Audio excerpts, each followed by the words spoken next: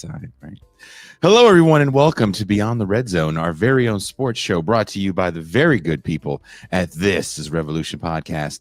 I am your host, Jason Miles, and I'm thrilled to have you with us this evening.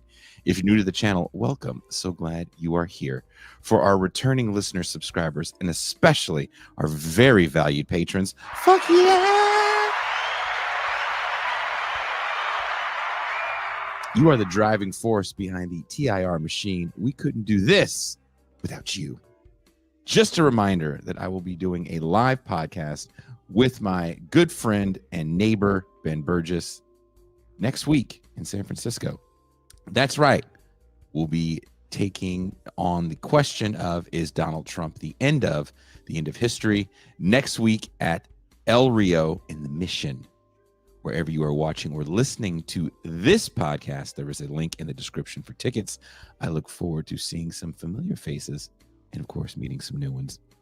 Also, for viewers of the main show, Kayfabe Episode 1 is live now, as well as all the other TIR video essays on Means TV.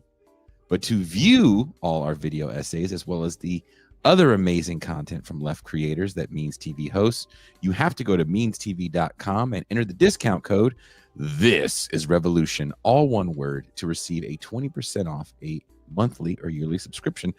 I have it right here so you can see it. Bam! Use that discount code This is Revolution, all one word. You get 20% off a monthly or yearly subscription. It's really, really worth it because Means TV has some great stuff.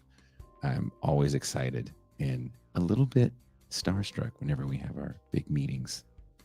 And I see all the people that I normally see on me. You're the guy that does the news.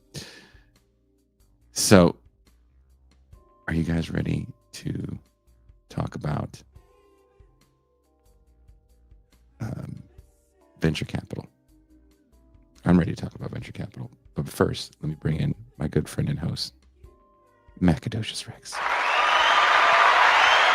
I'm always ready to talk about venture capital. It's so exciting.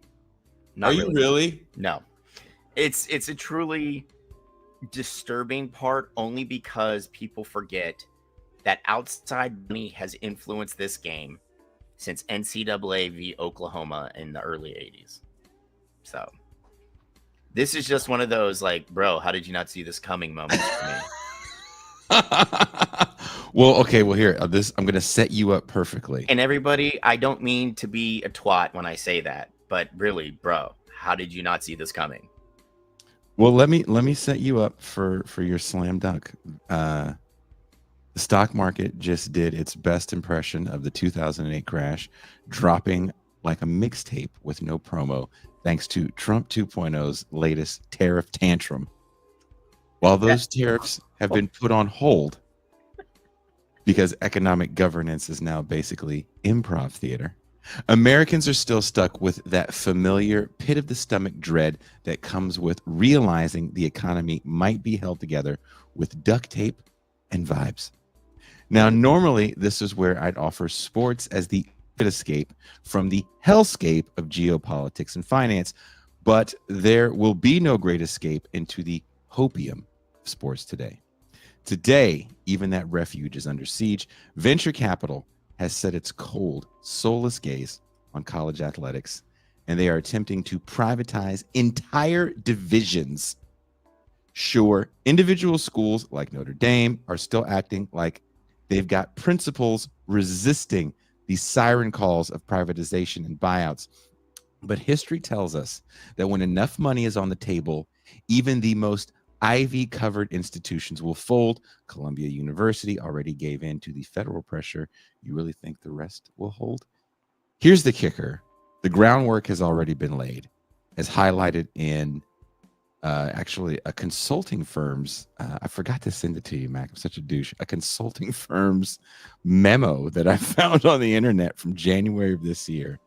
The post-pandemic college sports ecosystem is a prime target for financialization, with the NCAA's fragmented governance, no centralized ownership of media rights, and an increasingly deregulated player market.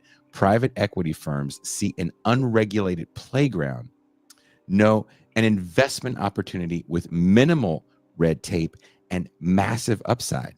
The absence of a unified league structure, unlike the NFL or NBA, means there's no commissioner to say no, just a bunch of university presidents eager to balance budgets or juice endowments. Does that sound familiar? That's because we've seen this before. European football. Private equity has already tested the waters there, from minority stakes in teams to controlling interest in leagues. Now they want to bring that model into the NCAA, carving up conferences and schools into portfolio assets. The super conference isn't just a sports phenomenon, it's a corporate consolidation strategy.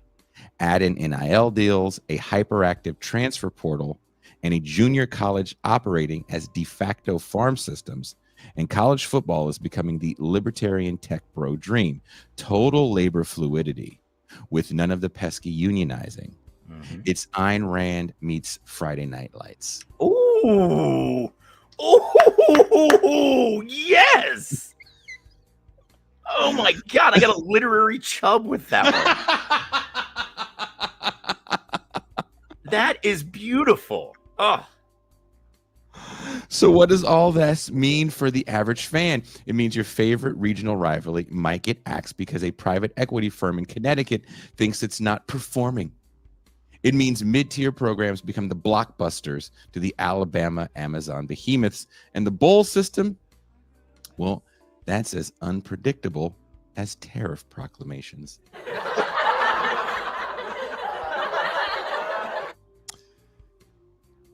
And then there's Shedeur Sanders. He's caught heat from media critics who, let's be honest, weren't ready for a quarterback with the ability to be prolific in self-branding and generational wealth goals. Same story with Caleb Williams before him, but this just isn't about race, though that's certainly a part of it. It's about a new athlete that the establishment can't wrap its head around. These young men were raised in the age of brand building, where authenticity is monetized and loyalty is negotiable. We're not waiting around for media gatekeepers or even their on-the-field performance to determine their value. They understand the world of speculative markets. They're launching podcasts, fashion lines, and wealth portfolios before they've even taken an NFL snap. In short, the athlete has become the entrepreneur in a system where everyone else is cashing in. Maybe that's the most revolutionary act of all. I don't know. We've got a lot to break down, so I will move out of the way. First, Jason, you killed the intro. You made that your bitch. You know, like you took that intro out for a nice dinner. You brought flowers. You did the nice little leaned in for that kiss. It was perfect. And then she's like, "Oh, you're coming upstairs." And you like, "Oh, yeah, I am. Yeah, I am." And then you made sweet, sweet love to that intro after going down on it for about 30 to 45 minutes. Just putty in your hand, my friend. Putty in your hand. So just to let people know, Mac had sent me an article. I think it was from was it from The Athletic? Yes. He sent me an article from The Athletic, and I don't have enough money to pay for that. It's one of the things I treat myself with, everybody, because I love the writers at The Athletic. This is the last bastion of real sports journalism left. Oh, it's good. It's really good. You know who used to write for The Athletic? Big Waz used to write for The Athletic. Yeah. But anyway, it was a really interesting excerpt that he sent me. So I went down looking for something similar, and I couldn't even find a sports site. It was literally a consulting firm. Yeah, that one, Bloomberg, had a free article that was, honestly, Jason, almost 6,000 words. Wow. About the privatization of college sports. They're making it sound like it just makes sense. Yeah, I mean, and when you get down to it, it does. When the NCAA v. Oklahoma case hit the Supreme Court, and the Supreme Court said the NCAA cannot control individual schools' TV deals, right? Because every school's essentially an individual entity that entered into agreement for the NCAA to just oversee rules, competition rules, right? That injected a ton of money at the time, right, into a few select schools. That's when you saw Alabama and Oklahoma at noon on ABC all the time, right? Because they knew people were going to watch. And when we talk about like the fragmenting of the, the regional conference idea, that started then too, right? Because on the East Coast, you could actually watch Oklahoma at noon, right? Yeah. You could watch Texas at noon. Yeah. When USC was a powerhouse, they were on ABC all the motherfucking time, right? Like, you had a national reach now for power programs. And even then, when you had like an upstart program like BYU, in what was it, 84? National championship. Yeah, national championship, right? They were on TV quite a bit because people wanted to see like the Cinderella thing that was BYU, right? And when the TV networks saw that they can get people to watch just, anywhere outside of Provo, they were like, bet, let's go. Right? So, we've had massive influx of cash into the game since the early 80s, whether it was, the TV money at first, whether it was the conference eventual TV deals, whether it was, realizing people will actually buy jerseys, merchandise. And then it became to when schools started allowing alcohol sales at stadiums, right? There's always been like you said, presidents are trying to find a way to balance budgets. We're getting into this NIL era, we're in it. And then next year we start the house settlement where you're looking at paying I've seen anywhere from $20 to $25 million per school will go to student athletes.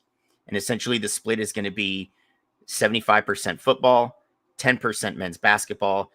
Some schools are doing 10% women's basketball, and then everything else will be distributed amongst the rest of the sports that they have. So where are some of these schools going to get that $25 million, Jason? I mean, the reason why I mentioned Columbia is because I felt like Columbia, a school that has a very large endowment, when they risked losing funding that they could have covered. Yeah, easily. And no, it's too risky. Let's just capitulate. Yeah. So when do these schools, go, okay, fine, venture capitalist firm, fine, BlackRock. Yeah. The Big 12 brought to you by BlackRock. Well, see, this is when all this talk started, was when it looked like the Big 12 was going to be the conference that gets left out in the cold. Until those two big schools left. Yeah. Well, not even then. Remember, they were the ones that were going to get blown out of the water while the Pac-12 expanded. But instead, the Big 12 kind of pulled an okie doke, bounced off the ropes, and then was like, hey, Pac-12 teams, come on down, But the commissioner at the time, Bob Bowlesby, was actually talking to venture capital firms to sell a part of the conference. 15%. So it would have been like the BlackRock Big 12. Yeah. That was the goal. Yeah. Right. And they would have injected almost $200 million into the conference. And when Bowlesby, it was still Bowlesby then, when he was turning things over to his successor, his successor is the guy that kind of was like, hey, we need to expand before anybody else does. Our TV deal's ending early. I'll reach out to ESPN. We'll get a new one, and that's going to make us more attractive to, the four corner schools. And we saw what happened, rip Pac-2, but this was on the right. The minute he kind of broke the seal on that, the Big 12 doing that, you knew the other conferences were going to get in on it. Now, it may take a little while longer because, the SEC and the Big 10 are the power brokers of college football. Nothing happens in college football at the FBS level without them, those two conference commissioners essentially giving their assent. But, they've signed billion-dollar TV deals for their conferences, right? So they can kind of stave it off a little more. But I think the first conferences that you're going to see, go down that private equity venture capital, road are going to be the smaller ones that can't generate revenue to pay these house settlements. And they want to stay at the FBS level. Like for me, I thought, as much as it kind of hurts to say this, at the beginning of 2024, you saw a couple sports consultancies and private equity firms pitch essentially the NCAA Super League, Yeah. where it would have just been the top 70 teams, Yeah. right? And private equity would have put up the money for it, right? So there's 134 teams in FBS. There'll be 136 teams going into this next season because Delaware and one other school, Missouri State, are joining FBS. So the thing is, it's like, what is Conference USA going to do?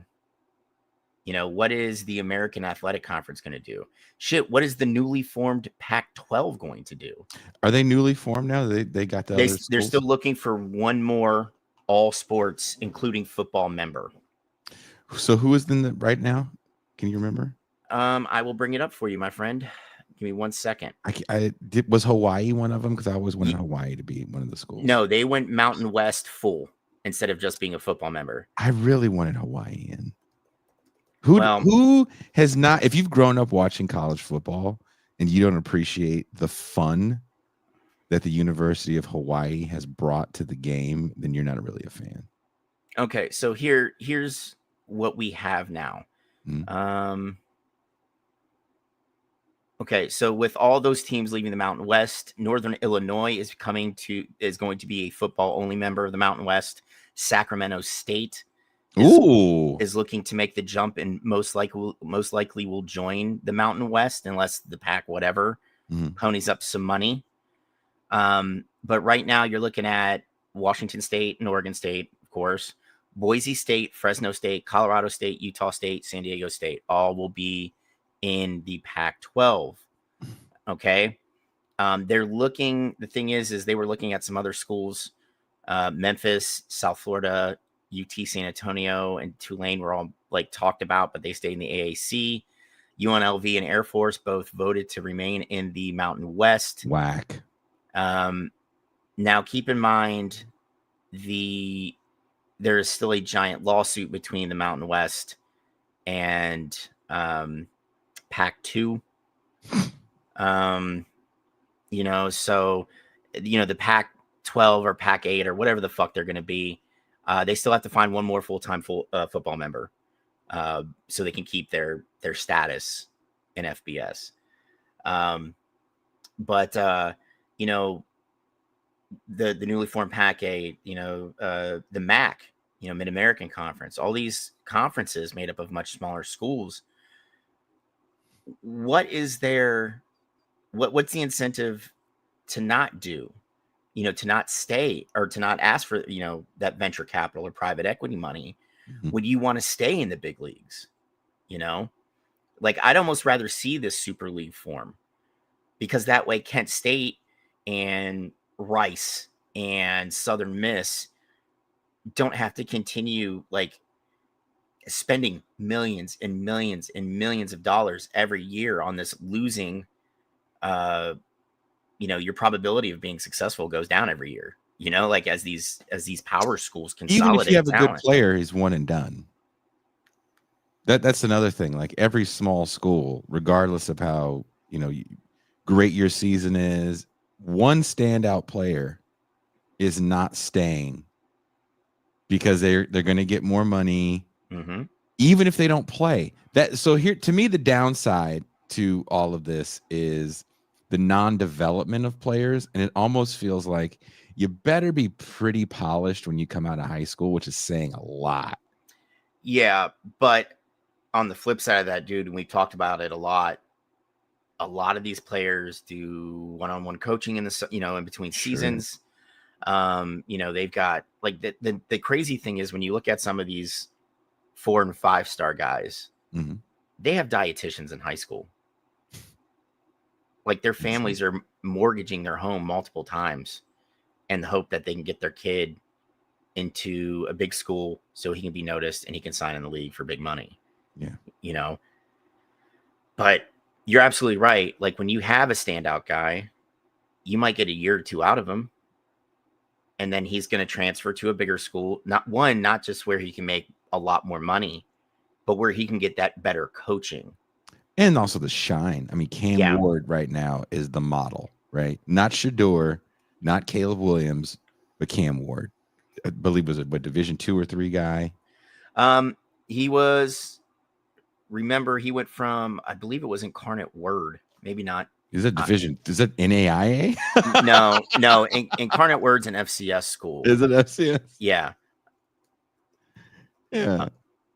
Let's see where he went to school at. Incarnate Word out of high school, which is still an FCS school. Then he went to Washington State and then ended up in Miami. Incarnate Word is like a football powerhouse at a small, like, private Christian college.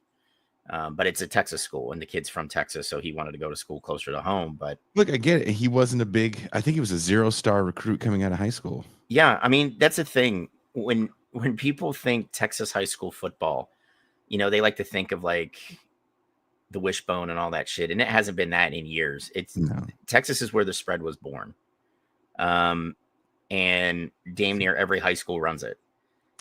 And more athletes come out of California. So. You're welcome. Yeah, I mean, it's true. But when you look at who puts, more asses in fucking like big schools these days, Texas and Florida, I think, are ahead of Cali now. Yeah, that's because we have cocaine and hot bitches. That's fair. See, Ohio does a pretty good job, and it's because they don't want to stay there for like the toothless women and the fentanyl-laced cocaine that is infesting Ohio. So which is very heartbreaking because people are dying and dropping off like flies. Yeah, it's just sad. But jokes aside, what is interesting to me about Cam Ward is I feel like he's going to be held up as the model of why it works. You go from literally nothing to possibly the first pick chosen. Mm-hmm. And the NCAA NIL people are like, please, please, please be the first one chosen so we can say, see what player movement and NIL does.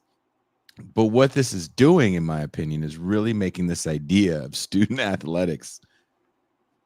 It's not a real thing anymore. But if you listen to a lot, not all, but a lot of the sports pundits, they're still kind of hung up on this idea. And they're also getting real effed up about Shador. And I'm seeing like a lot of racial stuff about him. And I do think some of it is racial, but let me just say this. I wrote this in this thing. It's finally coming out soon for Damage Magazine about steroids in young people. We have to remember, Mac, and it's hard for me to wrap my head around, but maybe more yours than mine, because even my oldest daughter was born before social media and digital cameras, and my oldest son was before digital cameras as well. Kids from their inception are fodder for social media, right? Oh, look, we have a sonogram, an ultrasound picture of the zygote. Look at it. Yeah, and that's the last time a Republican cares about the kid.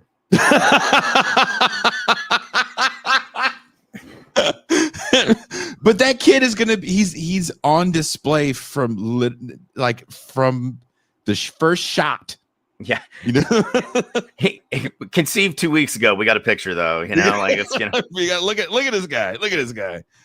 And so they understand branding in a way that I think the media landscape doesn't know how to deal with it. So the best way for them to deal with it is to oversimplify everything and make it racial. I'm at the point right now, I think there are some old school racists that definitely work within media, but Colin Cowherd. But I also think that it just drives clicks. Oh, dude, yeah. I mean, you can also say Jason Whitlock as well as Colin Cowherd. And I have to ask myself, is this guy that much of fucking just kind of Sambo? Or dude, he's a less filthy mouthed Uncle Ruckus. That's exactly what he is. That's rough, man. I mean, he is. This guy, he's great for sports, and there's nothing better because Caleb Williams was complicated. He didn't really say anything wrong. Neither does No, Shador, in my opinion. But Shador has a father who also didn't necessarily say anything wrong, but just was flamboyant. Neither one of those kids are a third of flamboyant as their father. They're actually quite humble. Whenever they're interviewed, they're pretty chill. dude. Yeah, and that's what's kind of caught me off guard about this entire thing, dude. So Shador Sanders has done nothing but just go out there, play football at Jackson State and Colorado, and play at a high level. Mm-hmm. Jackson State, you know, he's a big fish in a small pond. He can get away, warts and all, and be wildly successful, right? Goes to Colorado. You're playing in the Big 12, which, whether we like it or not, is a big time conference. Or Pac-12 the first time. Yeah. You know, but the stakes are a lot higher at the FBS level, you know, Yes. in the big leagues, so to speak, right? And again, all he did behind a patchwork offensive line with no running game, under this, you know, spotlight that's probably a lot much brighter on him than it would have been on somebody else, because he's Deion Sanders' kid and he's playing for his dad, and his dad is his dad, right? Like, he expects to be the best at everything, because everything was very easy for Deion Sanders as an athlete until his later years. You know, like, I get it. It's Neon Deion. It's Coach Prime, right? Like, I get it. But all Shador Sanders did was go out there and play football. I said the same thing about Travis Hunter. Like, that dude's like, yeah, man, I play ball, I fish, I play video games. Like, that's all I do. You know, they got good grades while they were in school. You never heard anything coming out of Boulder, Colorado about Shador and Travis fucking racing their cars down back roads. University of Georgia. Okay. There's no weird sex scandals with these guys. No, there's nothing. But we have pundits, for whatever reason. It could be racism. It could be, I didn't like your dad. It could be, especially in the case of Travis Hunter, where he was a standout on both sides of the ball. You know, someone that's like, oh, it's because you were playing college ball. Yeah, try and do that in the pros, man. Okay, cool. He's going to find out. And he and the coaching staff will sit down and be like, I can do one or I can do the other, but I can't do both. You know, and that's okay. There is nothing wrong with that. He's a young kid who is comfortable with who he is a phenomenal athlete. Why not give it a shot? See how it goes. If it works, great.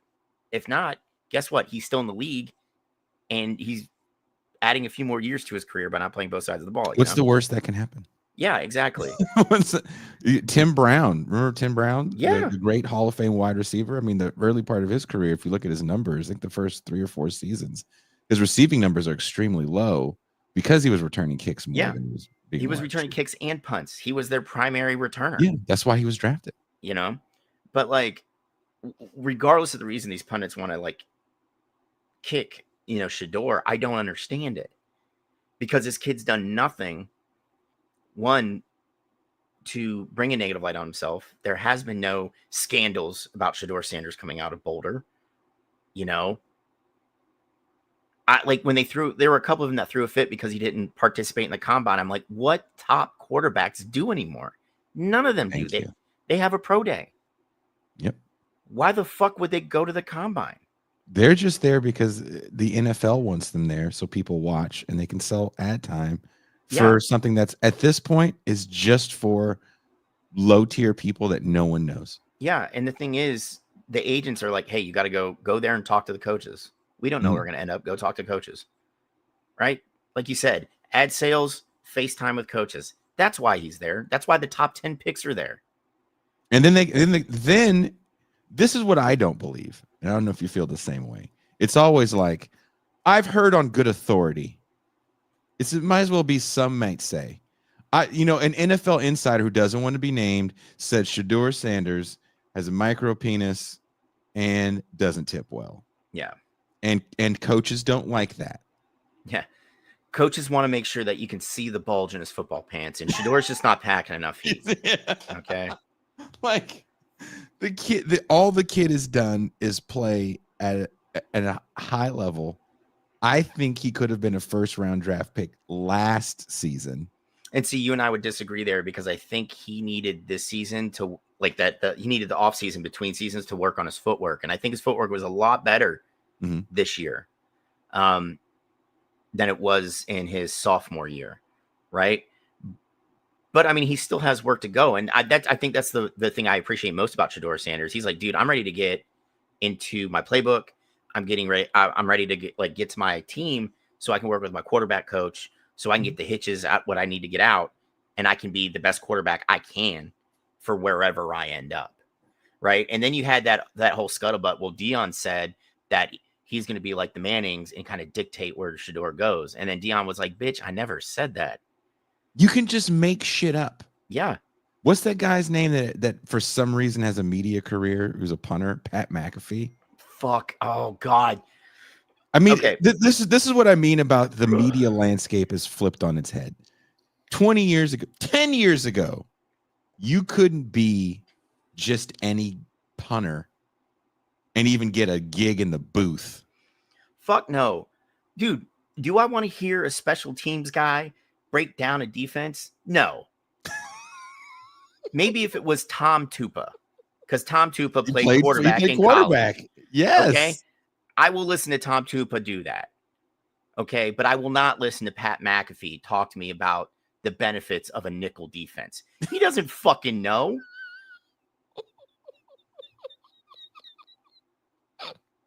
God, and what pisses me off is I have to hear him throughout the week spew his nonsense on his bullshit show while AJ Hawk dumbly sits there and is high out of his mind. Right? Just the last 4 brain cells he had just bouncing around in there like pinballs. You know? And then I'm a big wrestling fan, so I have to see fucking McAfee every Monday when we had Corey Graves there, who is 10 times the color man than fucking Pat McAfee. If I have anything to bitch about Triple H taking over, it's his love of that fucking cowboy belt-wearing piece of shit. Fuck, I hate Pat McAfee. I'm not a fan, dude. And the podcast world has enabled him to blow up into the commercial media world because he understands clickbait in a way that, remember when Rush Limbaugh was on ESPN for 5 minutes? Oh God, yeah. And the first day he was on there, he was like, well, the only reason why you like the Eagles is because of that nigger at quarterback. What? Yeah, that black fella. What did you just they panned to Tom Jackson. He was like, what? Like you saw like Tom Jackson, like, oh, this motherfucker. Every time. I mean, I don't know. Like that was real bad in a horrible way, right? Like in a train wreck way. Yeah. But I think like if we're talking about like bad ESPN hires and putting them into weird sports things that they're not associated, fucking Dennis Miller. Oh, on Monday Night Football? Forgot about that. Why is Dennis Miller on Monday Night Football? I remember that. I remember in high school, I would watch his shit on HBO. Yeah. And think I'm like cool and educated. I only understood like every third word he said because he speaks out of a thesaurus, you know? And as I got older and more into my politics, I'm like, this dude is 100% a conservative that just kind of like, he likes liberal women and wants to bang them the way that fucking Bill Maher is a liberal and he fucks conservative women, right? Like it's just something they do. Thing? Dude, he and Ann Coulter hooked up like for years. No. Yes. No. Maher copped to it like on an interview, man. I don't follow Bill Maher, and I had no idea. I thought his penis stayed in weird black women. I mean, they eventually he's just all over the place. He's just dipping his ice cream, just all Neapolitan. Yeah, you know, it's the way Chelsea Handler, you know, she's well known for like fucking 50 Cent, and then she was steady dating, I believe it was like a Korean dude for like 3 years. Like, you know, it's just whatever you're into, that's cool. But like Dennis Miller was another swing and miss because he tried to like get into the philosophical aspects of football. And it's like, bro, this is Monday Night Football. I just want to sit here and watch football, not hear you expound about these two groups of gladiators expending energy into this, you know, brilliant contest of wills. It's like, dude, shut the fuck up. Yeah, he did kind of sound like a dude that never even played street football.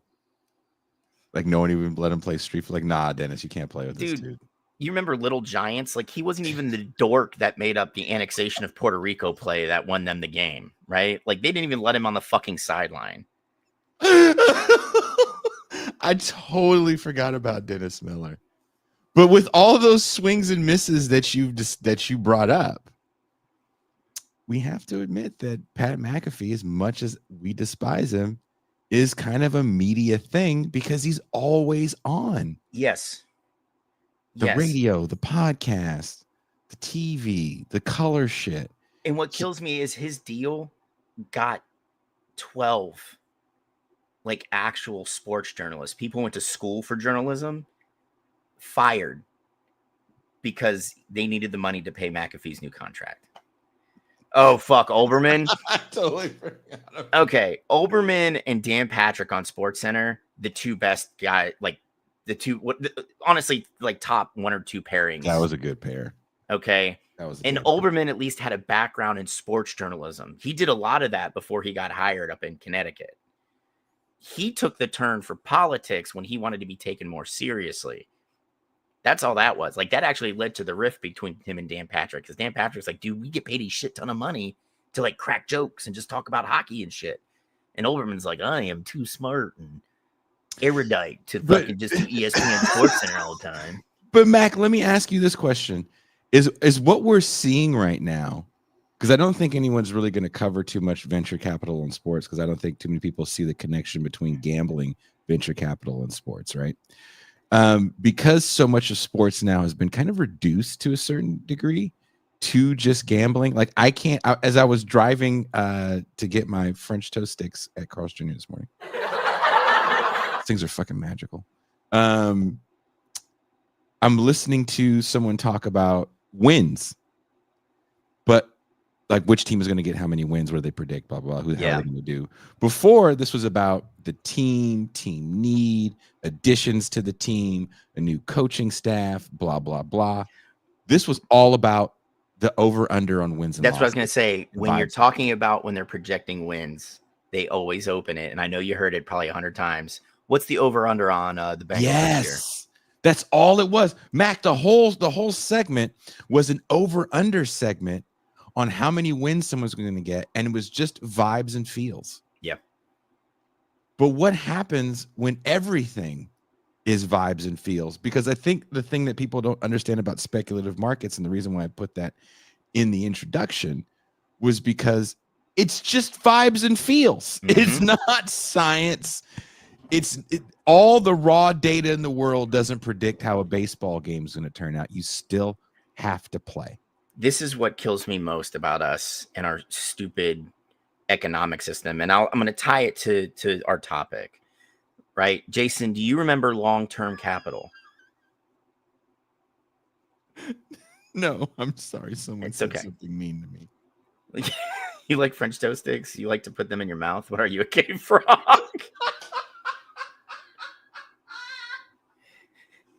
So here, we don't kink shame. Beyond the red zone, we don't kink shame. If it's between two consenting adults, whatever you're into. Jason likes French toast sticks in his mouth. Okay? It's just how it is.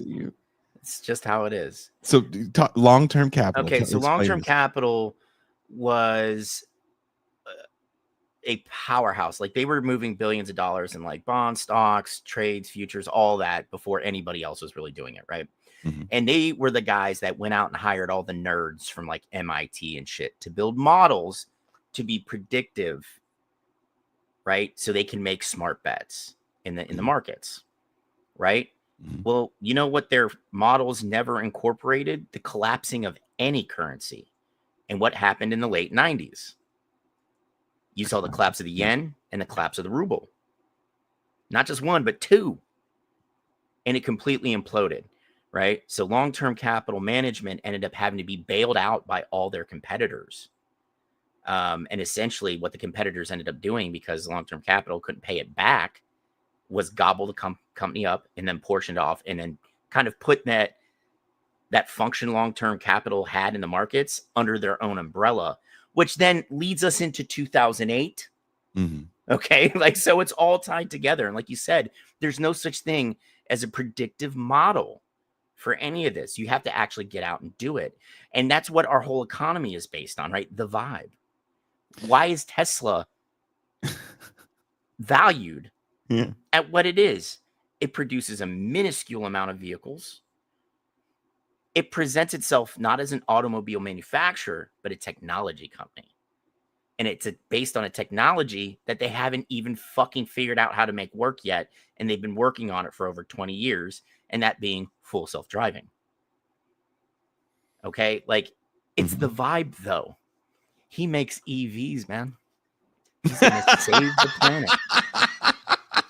And it's going to eliminate taxis and any kind of Ubers, and we can just have fuck labor. Yeah.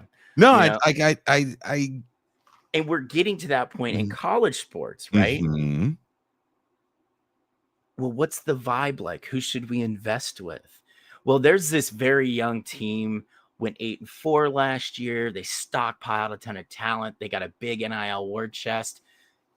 Is it Alabama? Nah, dude, it's Southern Miss. Yeah, we're gonna put $11 billion into Bama. All right, $11 billion. You know?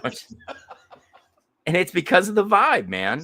It's because of the and what's scary to me is you're seeing, and this has been going on for a while. We talked about this last week. I did a special show with a couple professors from the Illinois State University because they're going on strike, and we were talking about the neoliberalization of higher education and kind of how right elite institutions have kind of become these diploma mills.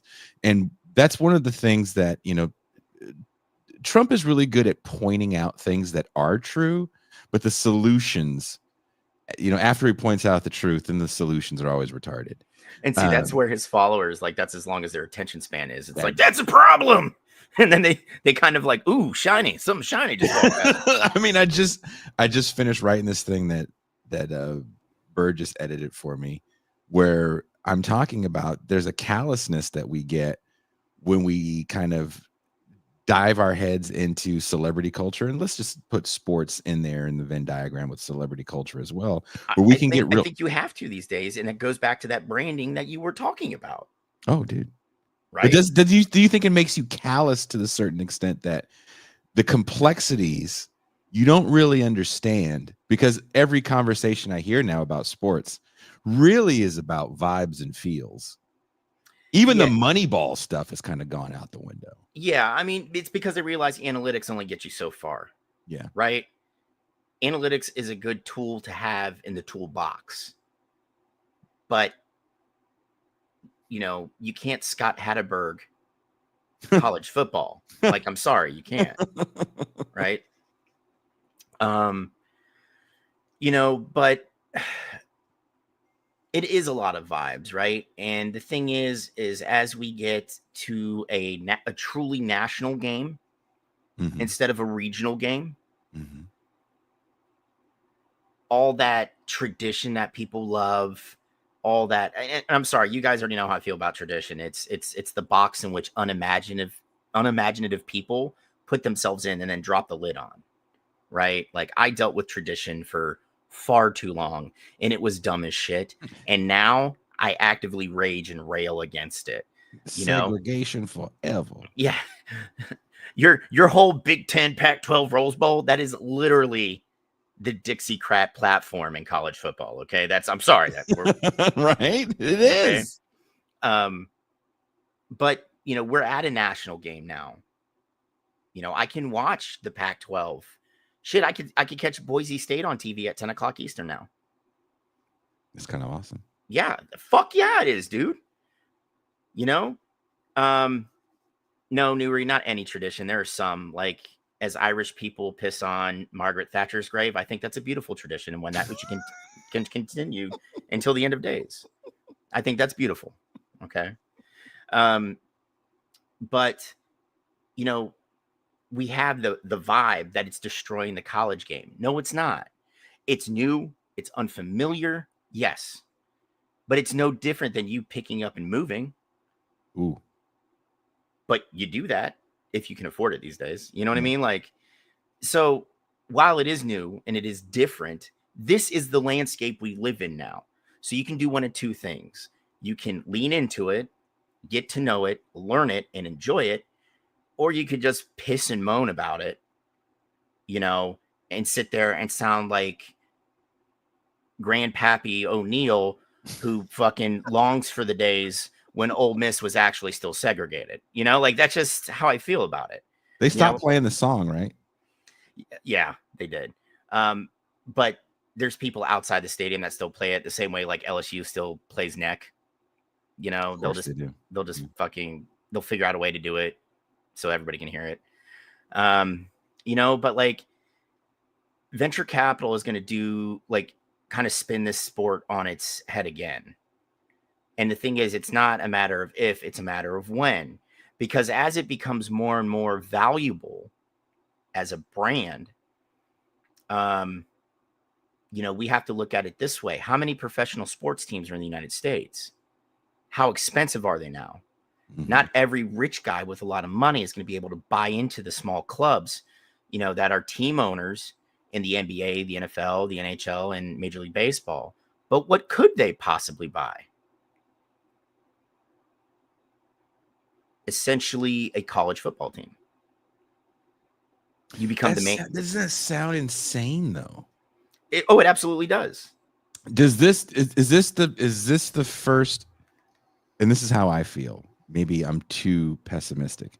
Is this the first straw to totally get rid of the public university?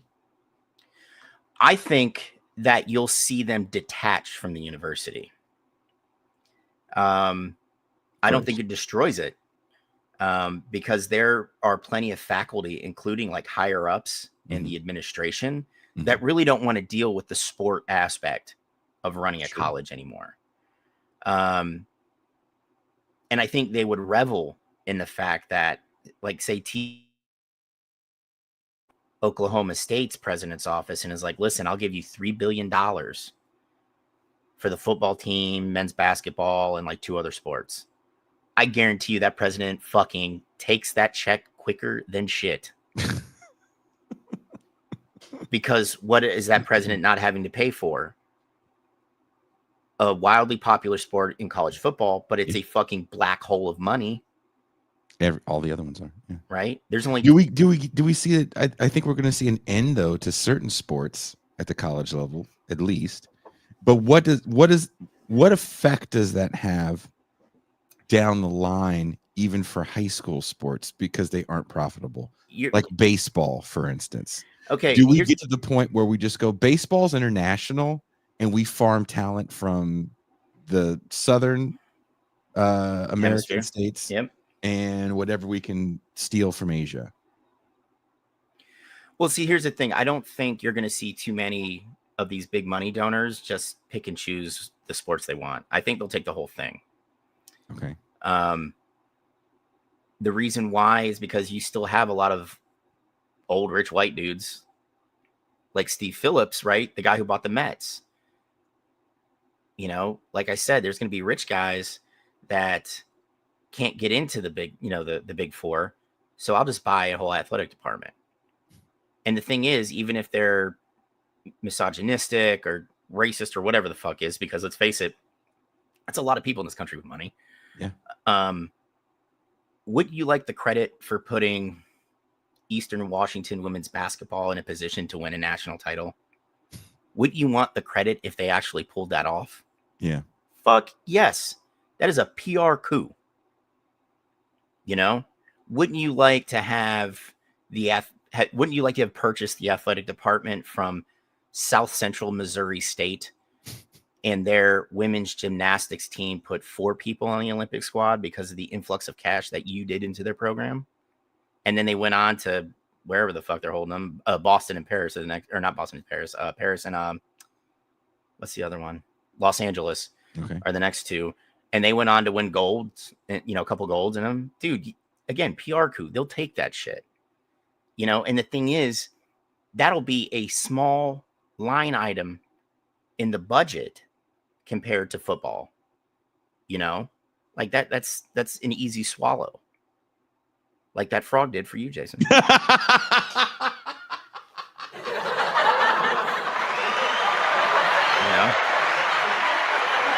So I'm but all about that. Yeah. that's the thing, Joel. Like, credit doesn't equal dollars, but that credit will lead into other dollars, right? Like, you think USA Gymnastics isn't making a killing off Simone Biles? They fucking most certainly are.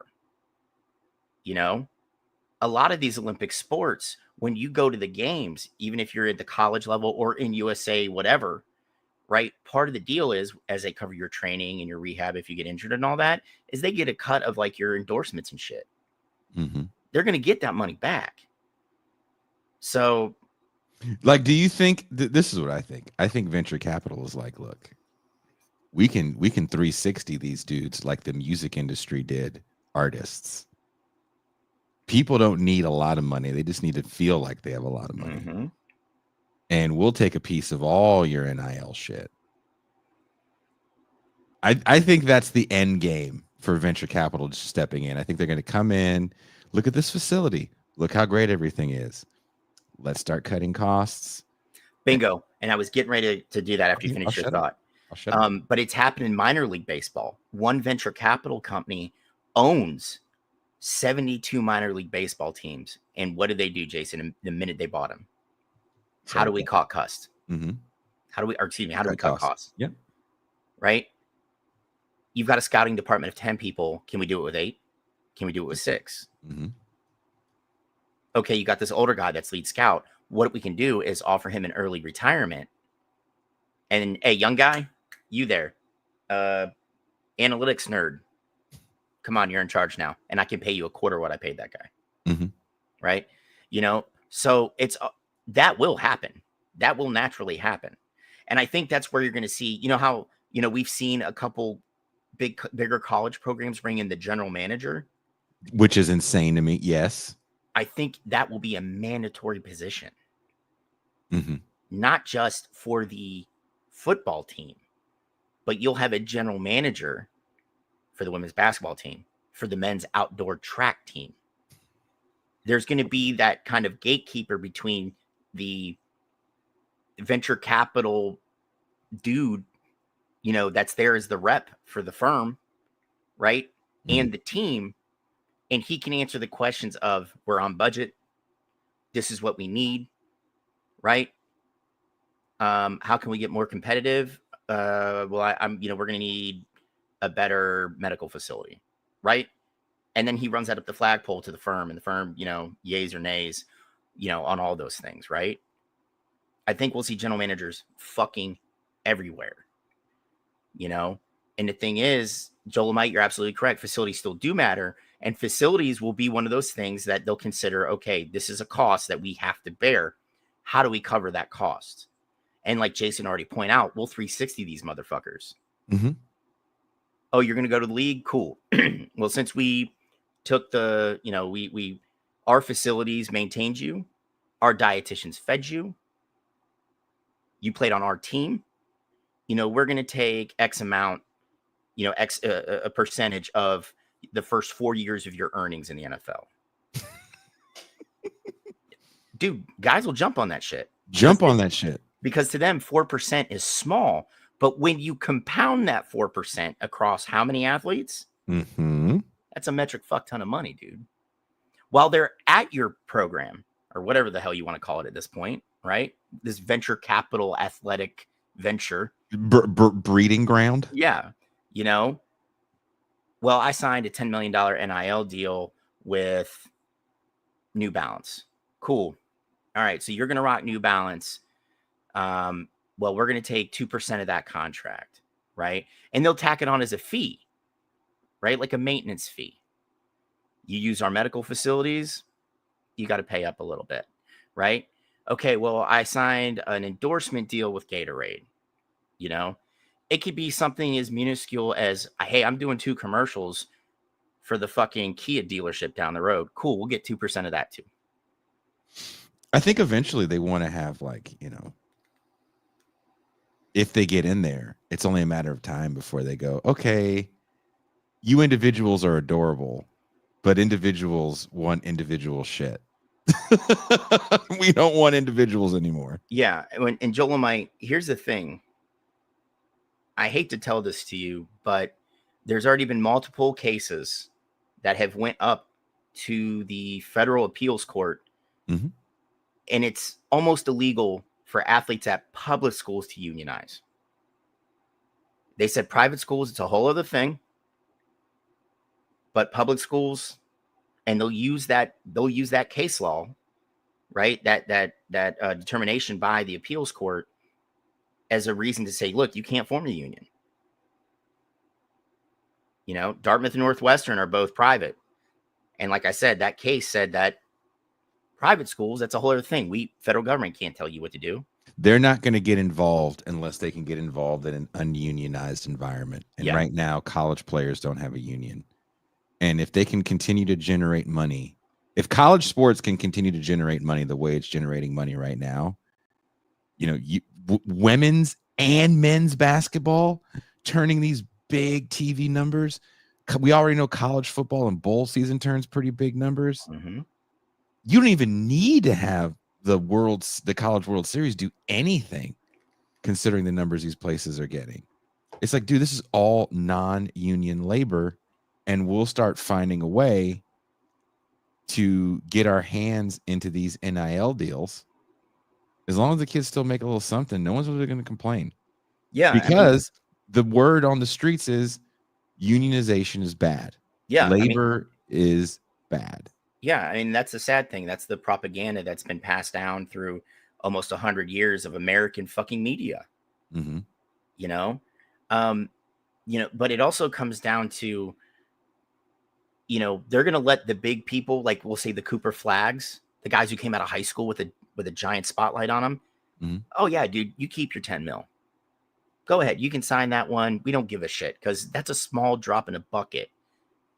Where if you nickel and dime these kids, I like that term though, 360. That's actually much better than nickel and dime.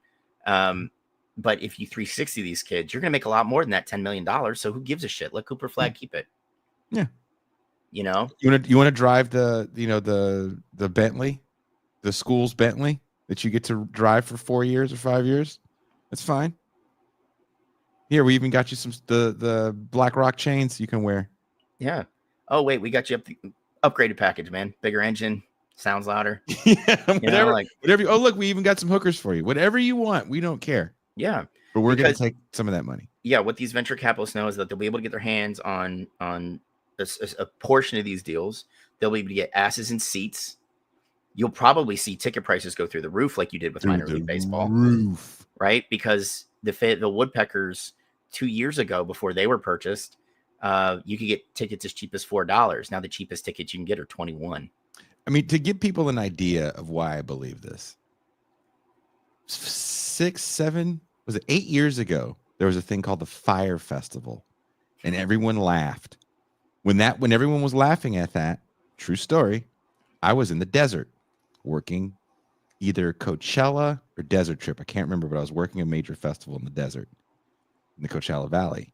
And I remember reading these articles during the day, and I was like, this guy, while fucked up, because I worked in festivals, and there's a thing that a lot of people don't understand. At this point right now, it's about the experience. The music is secondary. Mm-hmm. It's about how can you look extravagant for social media.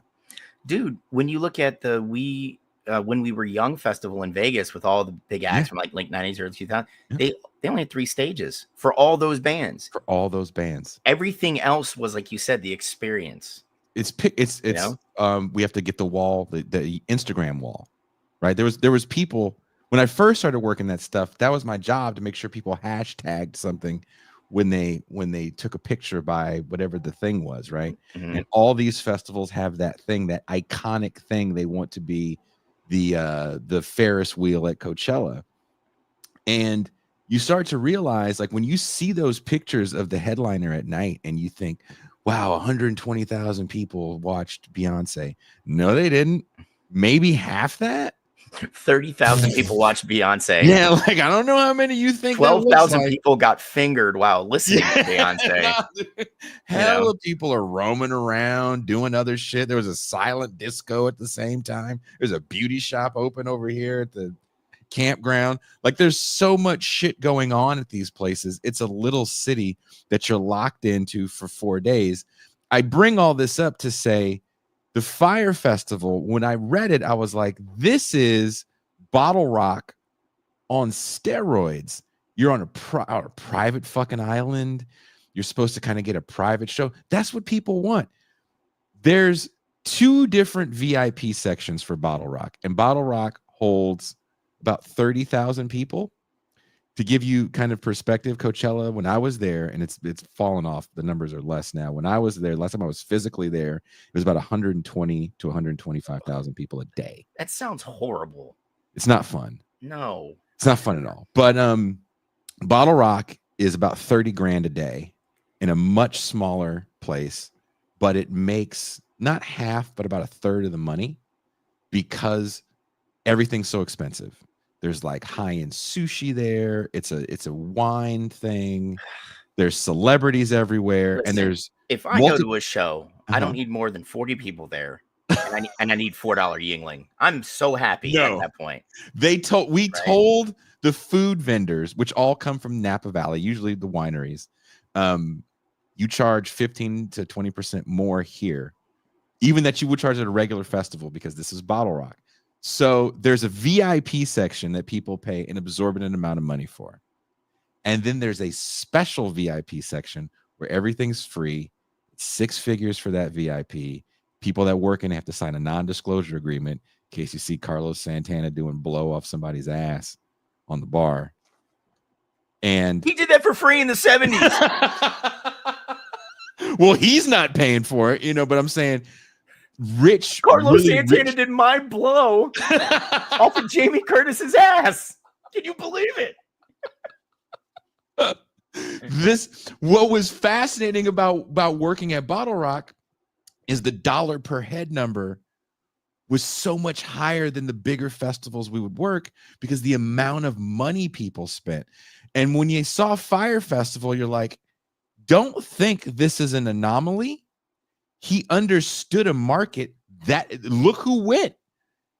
Yeah. So I say all that to say he's doing it again.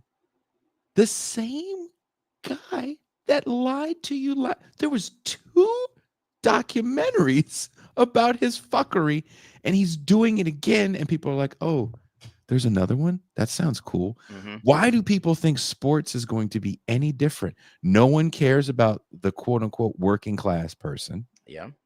No one cares about what a Steeler fan's supposed to look like. You get venture capital in here, it's like we just want. If we need to make sports kind of like the movie Rollerball that I play before if we need to make sports this thing that shuts people up for an hour a day, we'll do that. Mm-hmm. But ultimately, we're going to juice as much money out of this as we can, and we want to make it an experience. And luxury boxes are the experience. How do you think you get people to come to NASCAR? Make the cars faster? No. They were like, we'll build a fucking, what they call lazy river in the stands. Yeah. I mean, they started making the center part of the track one of the primary experiences. In addition to, like you said, those luxury boxes, right? That's why all these old school tracks disappeared, because they were just literally concrete fucking oblong things in the middle of fucking nowhere, North Carolina. Yes.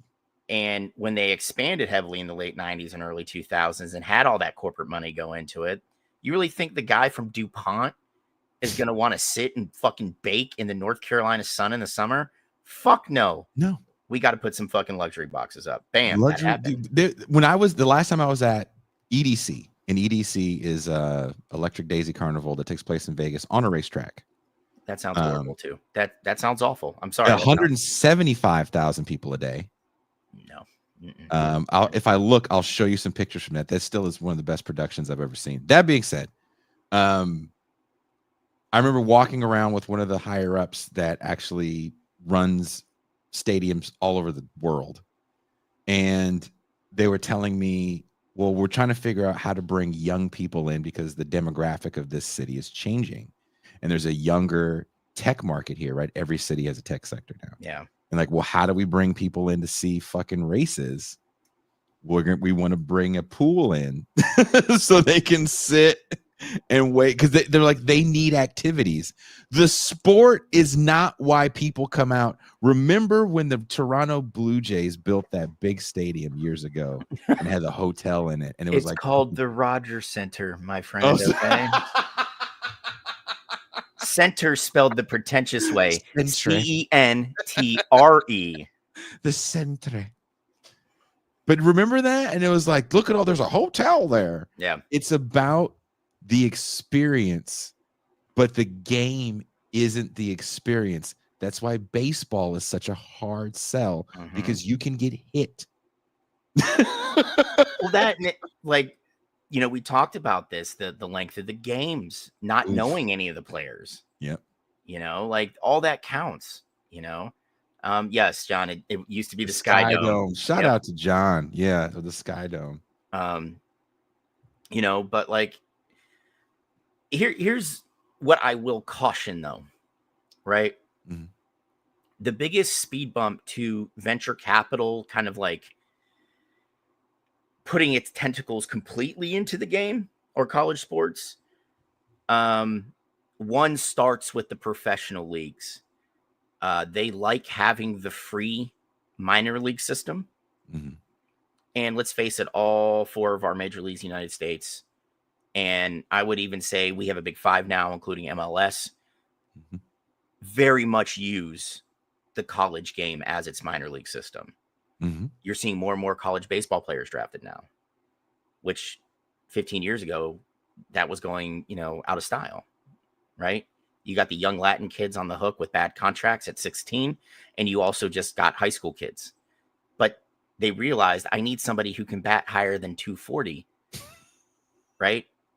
So they started going with more experienced kids from college, right? So every sport's utilizing the college game as a minor league system, and they like not having to pay for it. Jesus Christ, Newry, will you calm your fucking tits, bro?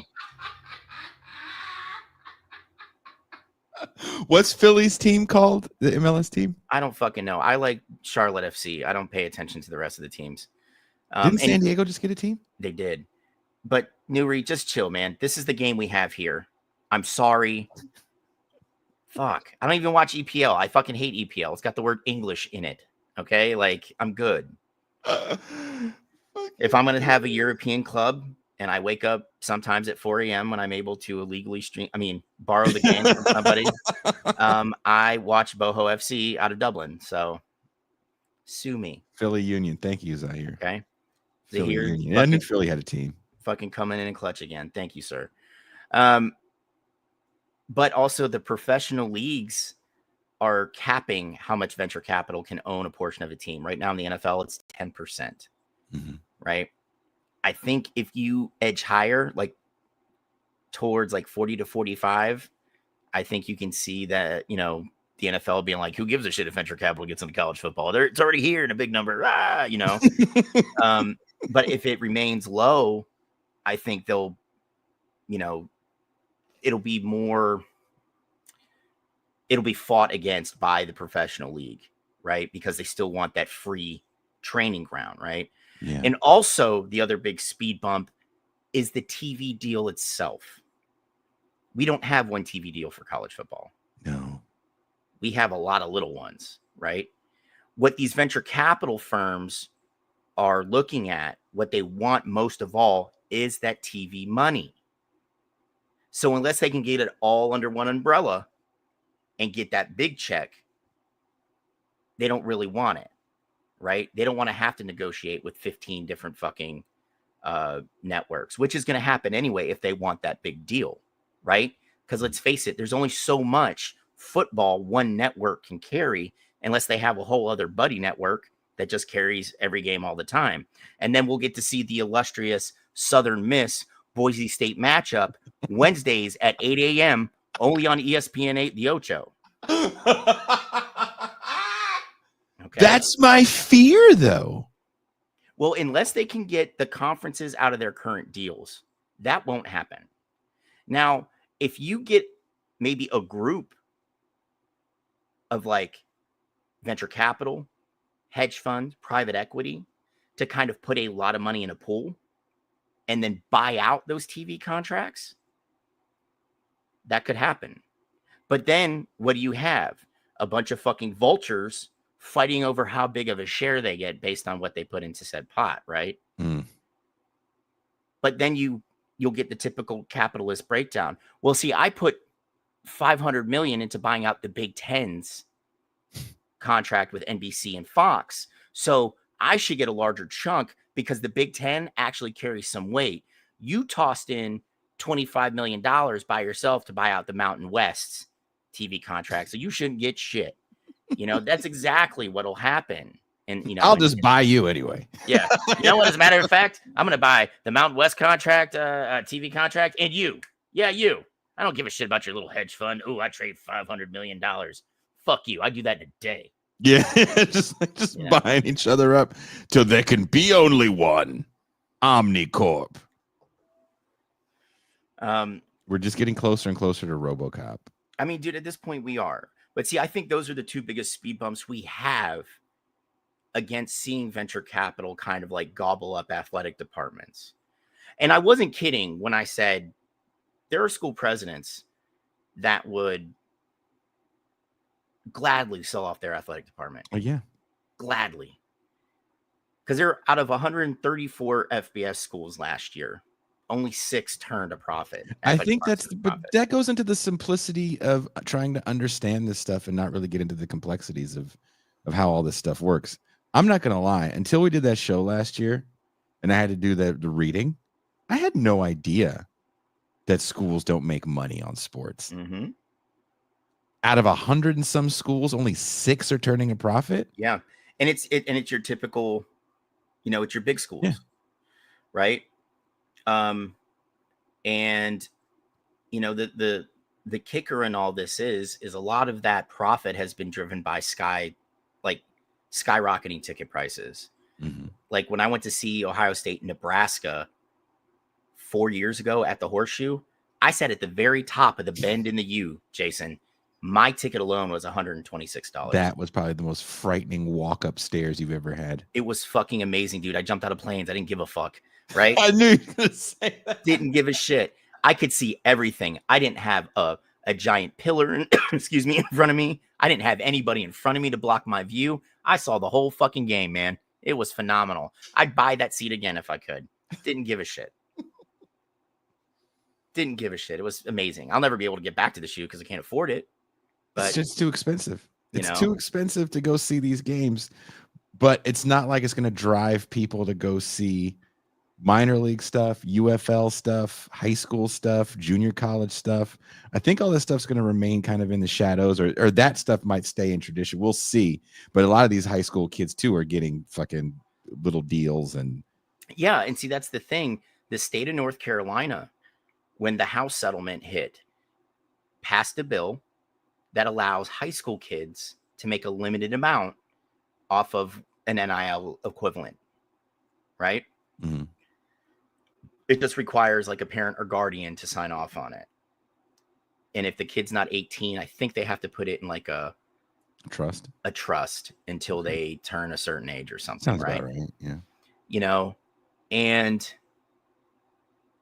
I mean, it's only a matter of time before other states follow suit, you know, and, you know, you have been like kind of like the biggest, you know, the person that has spoken most about like these kids form brands very early. Very early. I mean, look at the baby Gronk kid was all over the internet at like 9 years old. And you know what that means, Mac? Again, I think these are bigger picture things that will play out down the road. But I think it's important to start trying to talk about problems that may happen down the road so we don't run into these things. And one of the things we're running into right now with labor is child labor. Yes. Right? You want to be isolationist and you don't want to have any brown people come into your country anymore. That's fine. We have these kids with these great little fingers that work so well in the machines. But what's the easiest way to get that through? First of all, You say, well, what if we let 15-year-olds and 16-year-olds get paid to play high school sports? What parent is going to say no to that? Yeah. That's my fear, is that that's going to open a floodgate to be like, child labor is back, dude. Dude, and that's the thing. You know damn well that any politician that's been in their position for a while will just sneak that child labor shit on the back of that in the fine print. And they're going to be like, what, guys, you voted for it? Mm-hmm. You said, why the hell not allow high school students, student athletes to make money off their sport? Well, why shouldn't all high school students make money off something? This meat factory isn't going to fucking churn out ground beef on its own. Hey, do you like strawberries? Well, then your kids need to get out there and pick them. Hey, they move so fat and full of energy and Ritalin. We know they do illicit drugs back there, okay? We don't care. We'll let them do them. They'll pick you think they're talking about organizing? No, it's Lord of the Flies. We're literally breaking up. Listen, adult, you hate unions, as do we. They will not form with your children picking apples. Okay, that won't happen. They may form a death cult, but they won't form a union. You might see them kill a pig and put its head on a stick, and they run around with it as their idol. But guess what? You're going to have cheap apples again. Yeah. Isn't that what brown people won't pick them? Your kid's coming home talking about Malachi this, Malachi that. It doesn't matter, man. He's a child of the corn that feeds America. That's right.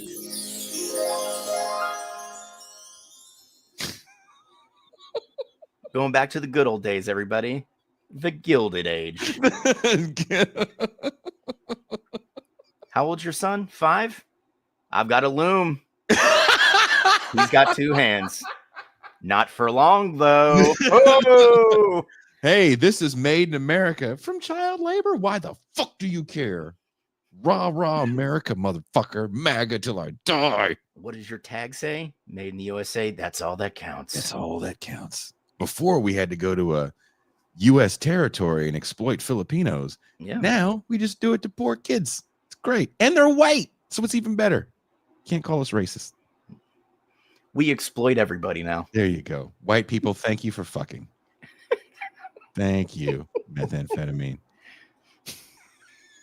Hey, how come your kid doesn't work in the field? Well, my kid goes to a private school. My kids, no. Did I tell you this, Mac? Speaking of rich kids and the difference, and I know you have to go. We can end on this if you'd like to be depressed. I think I told you this, right?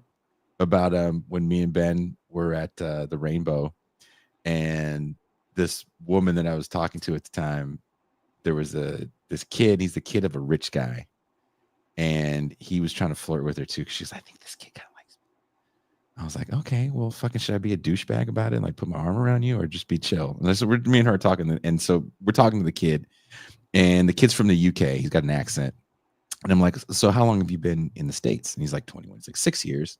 I was like, oh wow, you came here during high school. That must have been kind of rough. What school did you go to? Like Hollywood High? And the kid goes, no, I went to a one-on-one school. And me, Ben, and this woman all look at each other and go, what is that?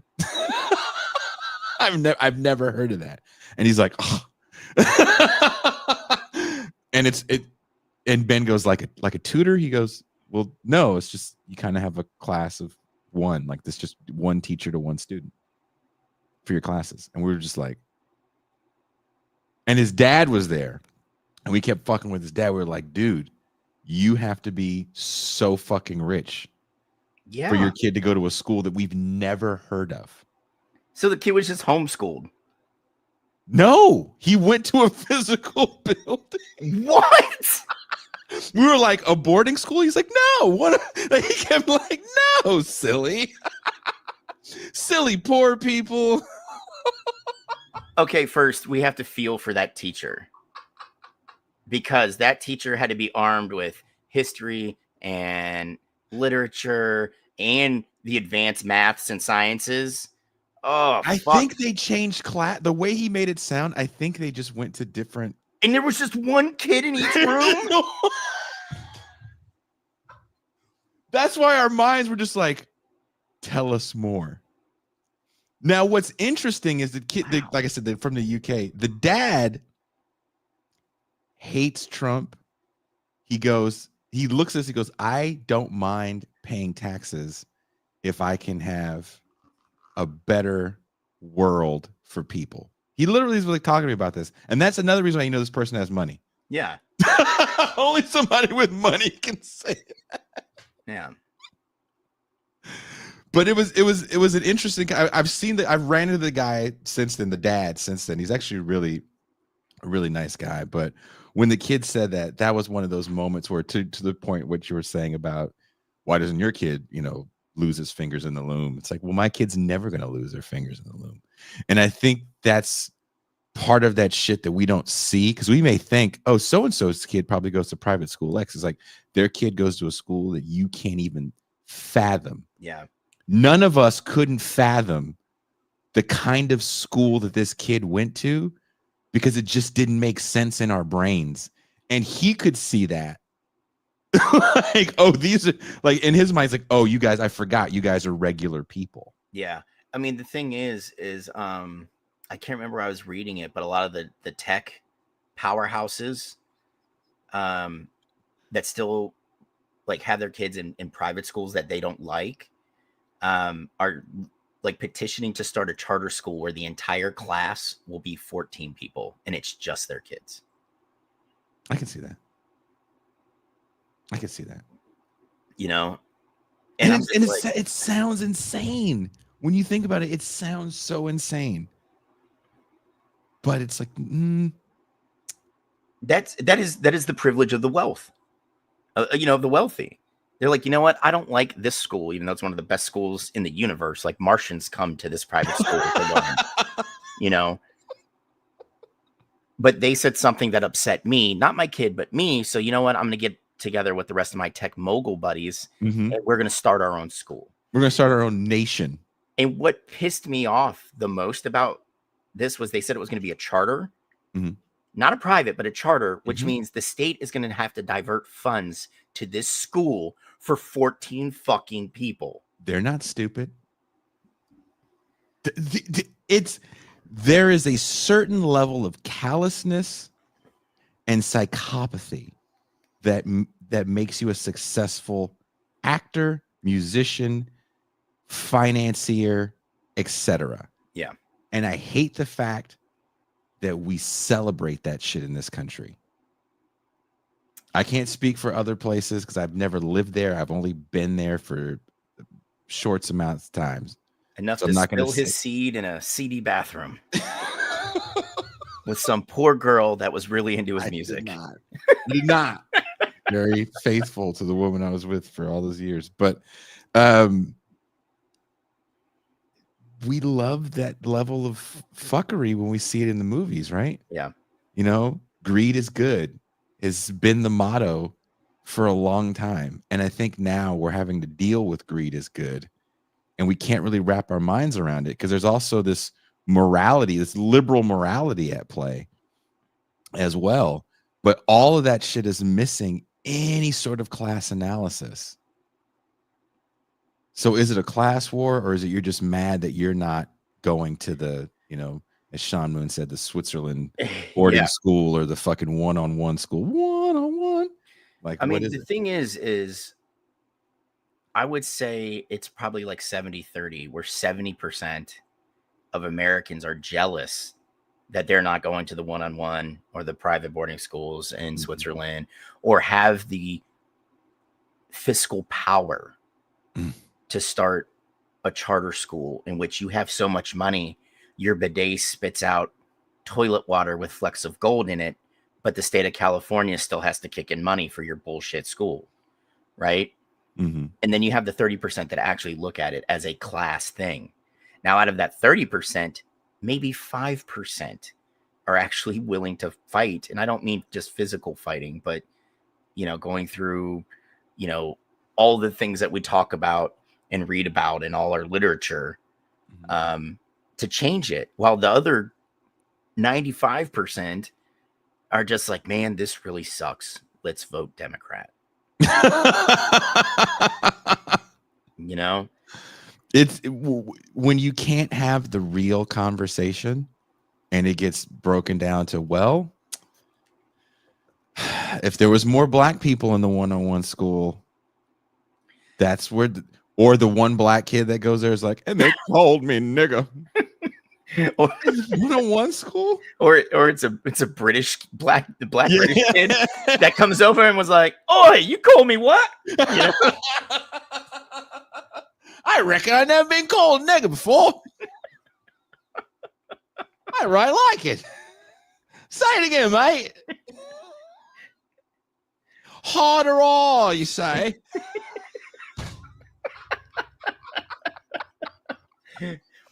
You know, and like this is, and that I think being, you know, in our 40s, I think that's what boggles my mind most is there are so many people that are just like, man, you know, my life would be better if I'd be like them too.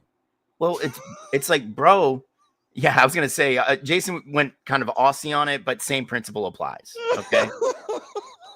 The sad fact is that poor black kid from Australia probably living a lot worse at home than he did coming to the States.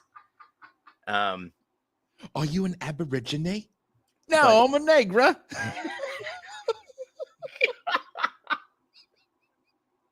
Why you may ride a kangaroo? I've never ridden a kangaroo in my life.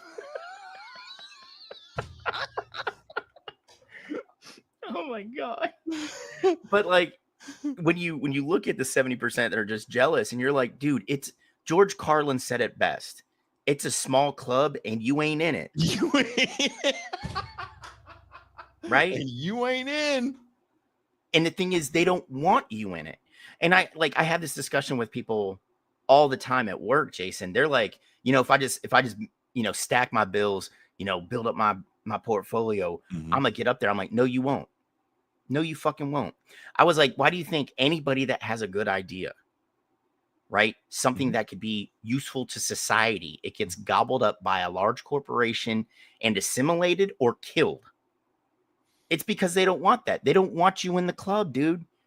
I was like, there's a pie with a shit ton of money in it, and only like 100 people have access to it, and they don't want to give you a piece. You need to fucking get right with that. But the hard part is, I think I'll go so far as to say, I don't think people are temporarily embarrassed millionaires. I do agree with what you're saying about people stealing. I can't deny that. I've seen that shit happen. But what I think is there's an entrepreneurial spirit that says, through working for myself, I'll be happier. I'll have more time, whatever that means. Yeah. And I'll be able to be free of the chains of my day-to-day toil. And I think that's one of the things that we kind of forget about work. Work is toil, whether we fucking want to glorify a factory or not. There's toil to our day, even my fucking day, right? Dude, if you are trading your expended energy in the form of labor for wages in which you just survive, you're not thriving, you're not living, you're existing. That is toil. I don't give a fuck if you are a researcher, if you run a fucking podcasting channel, or if you work for a shitty little mom and pop Chevy dealership. Okay, that is fucking toil. Okay, period. And, you know, let's be fair that there's a lot of gatekeeping leftists that are like, if you're not out in the field or swinging a hammer in a factory, yeah, it's not toil. Bullshit, dude. Bullshit. If you're trading expended energy in the form of labor for wages in which you are merely existing, that is toil. It's fucking and it sucks. And so the idea that you can have more free time if you figure out how to make some money. Watch the balloon pop show. What does everyone say they do? I'm an entrepreneur. Yep, I'm an entrepreneur. I'm in real estate. I got this company. I got that company. It's like, man, that's a lot to say that you drive Uber. Just drive Uber. It's okay. But all jokes aside, there is something to be said about that mentality that says, I have to be this way to be seen as successful. Number one, to feel successful. and to get out of that mindset of toil because I don't want to be unhappy. There was a time, and I'm not saying this is a time to go back to, I'm just talking about a time. There was a time where toil was just a part of your day, right? And that goes to kids. I don't know if I sent you that video where the guy was like, oh, you think the 90s were so cool? Try waiting for your mom to pick you up from soccer practice with no cell phone. Look at the stop sign. Look at your shoes. Look at the stop sign again. Throw a rock. Look at the stop sign. Right? Take a shit. What was taking a shit like before the cell phones? How many shampoo bottles did you read? Same as it is now for me, because I just take a book in there. You take a book? Doo-doo books. That's right. Mac is doo-doo books. I'm currently reading The People's History of the United States by Howard Zinn. Just doo-doo pages. Yeah. But you know, yeah, either people had magazines or books, something like that, or I read Motley Crue The Dirt on the shitter and lost feeling in my legs because I couldn't. It's like, I can't believe they're fucking all these people. Yeah. There's so much fucking. Where's the music at? It's just fucking. Did they even write an album? 100 pages of just debauchery. But Tommy Lee said he busted 600 nuts in a week. How do you drum after that? Nobody's like, people kept magazines in the back. My mom was so mean. There's like anything that was fun was like gone. Like, what do you? Jason, I was gonna read this book. You didn't read. Jason, you're going into the shit and get out. Two squares. That's it. 2. It better be the smoothest turd you've ever had.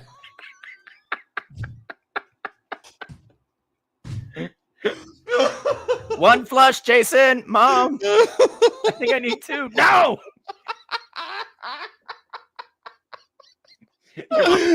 Your mom's probably lurking in chat. She's gonna pop up. I did not do that. Why you tell everybody on there I only have 2 squares of toilet paper? You know you use all toilet paper. I couldn't even have anything nice in my life because you over there want to boo boo every time. Yo, banana eating motherfucker.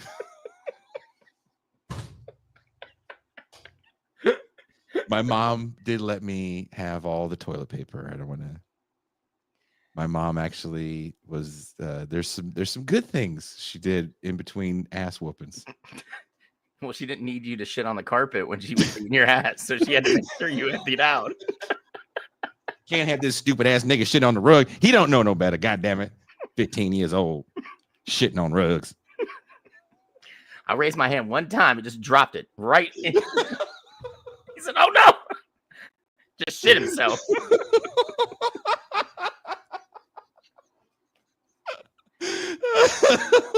Squared up on me, let's go hit me and just shit on the floor.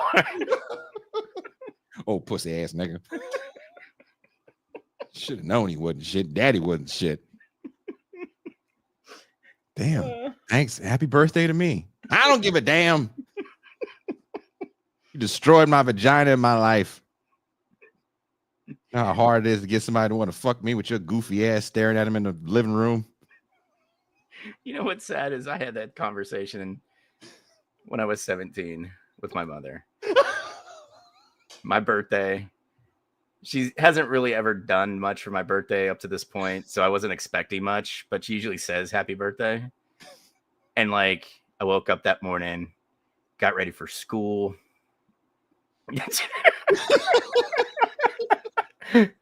you know, nothing.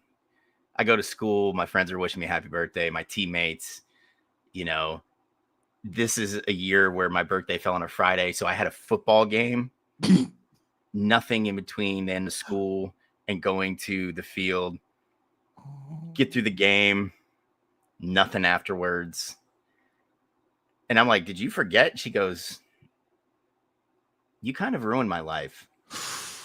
And I was like, oh, and like, keep in mind, I didn't play on a good football team. We lost by like 2. I'm pretty pissed off, right? And I was like, I ruined your life? I was like, I think you did because you've got such shitty taste in men. You fucked my father and got knocked up at 17. Right? Mm-hmm. And then you moved to Cleveland and barely did anything. And then when my father decided he was going to fuck your best friend and impregnate her, that's worse. And ran to California, and your friend followed. Oh, that's so. I was like, you see a pattern here? Like maybe you're the issue, you're the common denominator. Not only did your husband cheat on you, he ran away with your best friend. So your husband and your best friend both bailed on you. You know? And I was like, and then your rebound was your husband's cousin. Bruh. I was like, Mom, you're the bad person here. You fuck yourself. And then she was like, you know, if you weren't at the house all the time, I could get a boyfriend. I'm like, you really couldn't. Your attitude sucks.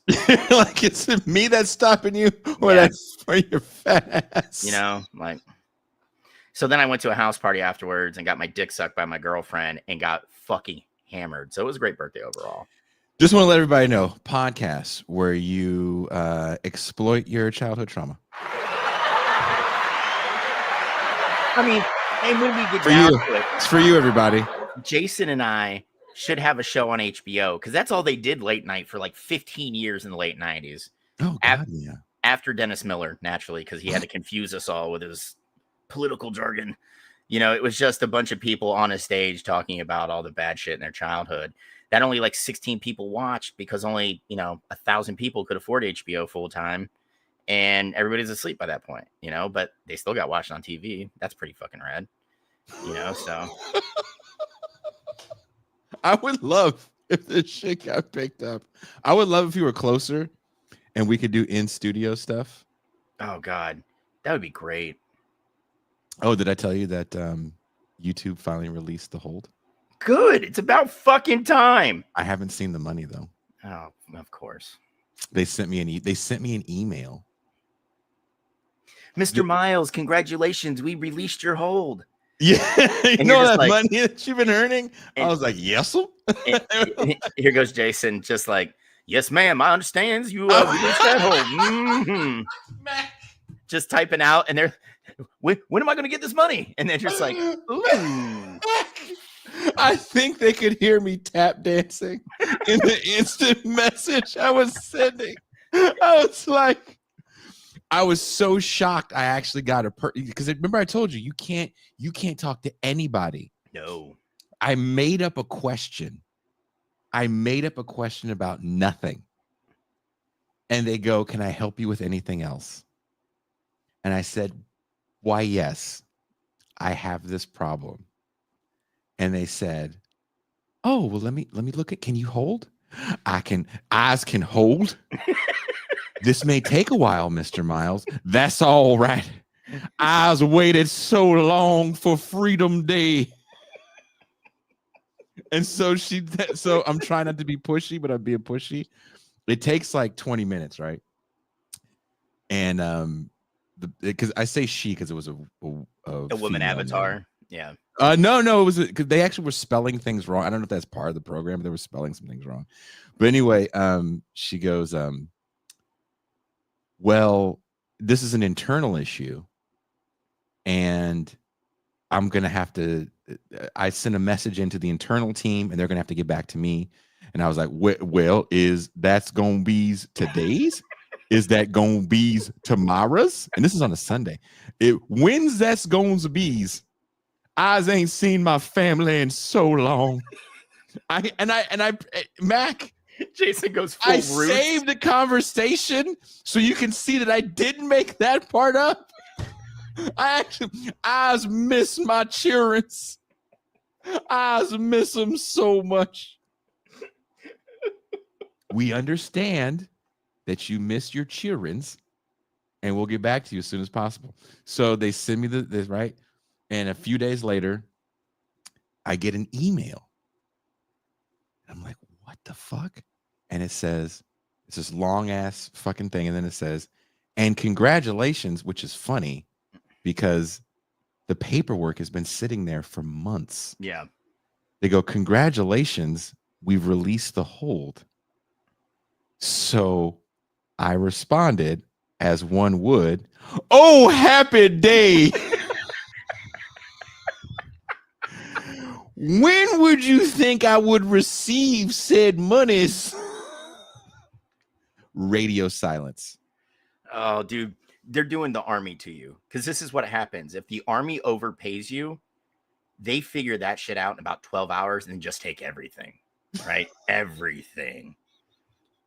You go to finance, and you're like, hey, I got shorted a shit ton of money. 2 days later, you got an email from DFAS, Defense Finance and Accounting Services. Hey, Staff Sergeant McGinnis, hey, we have seen the mix up or whatever, the mistake. We acknowledge it, and we have to get you X amount of dollars. And at one point, they owed me $5,124 for per diem in Afghanistan. Damn. And I'm like, I want that money. I'm going on vacation. I want that money. I want to see it. Yeah. I want to go do shit. Yeah. Overseas with that money. I got that back as I was heading to my next deployment to Afghanistan. DFAS is like, Staff Sergeant McGinnis, I saw a direct deposit for $5,124. And I'm like, oh.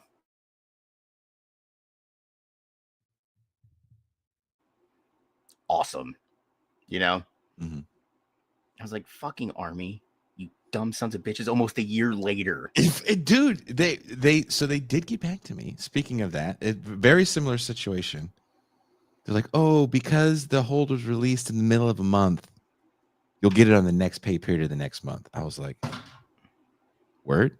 So I have to figure out how to be poor again? Listen, lady, I've been poor a long time. I want to be less poor. I just want to be less. I was like, if you do this for me, then we can be this much less poor, and we can increase the production value of our show. So this will never happen again. And on top of that, I will suck all of your toes. I would have blown everybody at Google willingly. Just Sergey, come here. Yeah. Oh, you like that when I twist my hand? Oh, you're a shooter. Good thing I wear glasses. Someone's been eating a lot of onions and garlic. Jesus. Is it a spread or a sandwich? Oh. Hey, you up next. Yeah, please tell me you've been eating pineapple. No? Shit. Hummus man. This is gonna suck. Yeah, this is gonna be awful. Big Mediterranean cafe in the Alphabet cafeteria, huh? Yeah. Oh, okay. The whole IT department comes in. I'm just like, oh, come on, guys. Jason, you just did the C-suite. IT's coming up now. Oh, but there's so many of you. It wasn't that much money. There's a lot of dick to suck here, Jason. Well, you're the one that wanted that money right then and there. You could have waited. You've been living off of M&Ms and air this long. Why can't you just fucking wait one more month? I mean, Jason, there's a lot of protein in sperm. This will fill you up. You can work out after. You'll see the gain. You'll see a pump. Yeah. Trying to get those lats, right? Isn't that what you wanted? You're like, hey, Desmond, over here. This guy, big shooter. He blew the last poor's head right off. Yeah, just kind of went rolling out that door. See right there? You can still see the blood stain on the wall. Jason's just like, oh, God. They're live streaming it for like a secret YouTube channel that only rich people have to watch. People like me, like, hey, you guys want to see this up and coming podcaster blow everybody till it cries? It's the same channel where they put the like Bezos and Peter Thiel hunting homeless people. They put their guns down for a second. They're like, how many dicks can he suck? And it's like this scene, The Running Man, where the guy's taking all the bets. You see like a $300,000 bet from Thiel, and he's like, oh, shit. Hold on, guys. Hey, it's Teal. Sergey, I'm on my way. Oh, Jason, you're in for a treat, bud. You can just suck Peter Thiel's dick. Oh, God. Jason, it's so paper thin you could see through it. Just imagine. Teal Dragon says, when is the God is good post? I have not received, when I received the funds, I sent another message. I was like, so do you mean like end of the pay period, like usual pay period for April, or you mean like May? And there's radio silence. So whenever it comes, I'm not being funny. I will put out a post. God is good. God is good. That's all it's going to say on IG. It's just a big black square with God is good in the center. Yeah, that's it. It's not even a picture of me. Nope. Because I'm just so stressed out. His jaw hurts. Like, Developed carpal tunnel on his right wrist.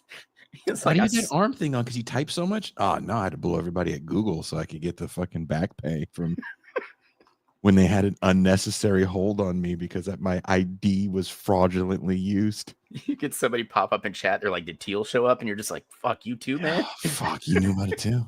Dude, was it see-through too? And the guy's like, "Oh man, it was unnerving. Just watching all the muscles spasm."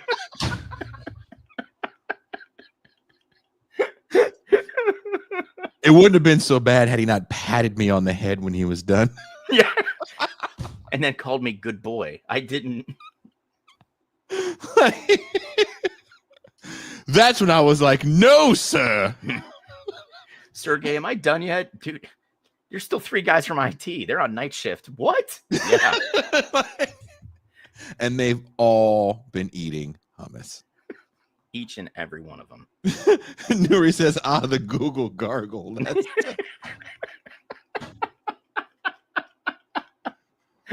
like, you don't know, like, you know how you get so angry, like, in the States, right? We go to a restaurant or just whatever you're dealing with customer service. Like, I asked for my pancakes this way. And right. You get all fucking pissy. You can't really do that here. And I've been kind of a douche the majority of my life. And this shit, I haven't been to the States since December. So it means I haven't seen my kids. Like, it sucks. And so I really was like, you think that Master Charlie might have mercy on my soul and maybe give me that money that I earned? They play so many ads I do not like on my channel.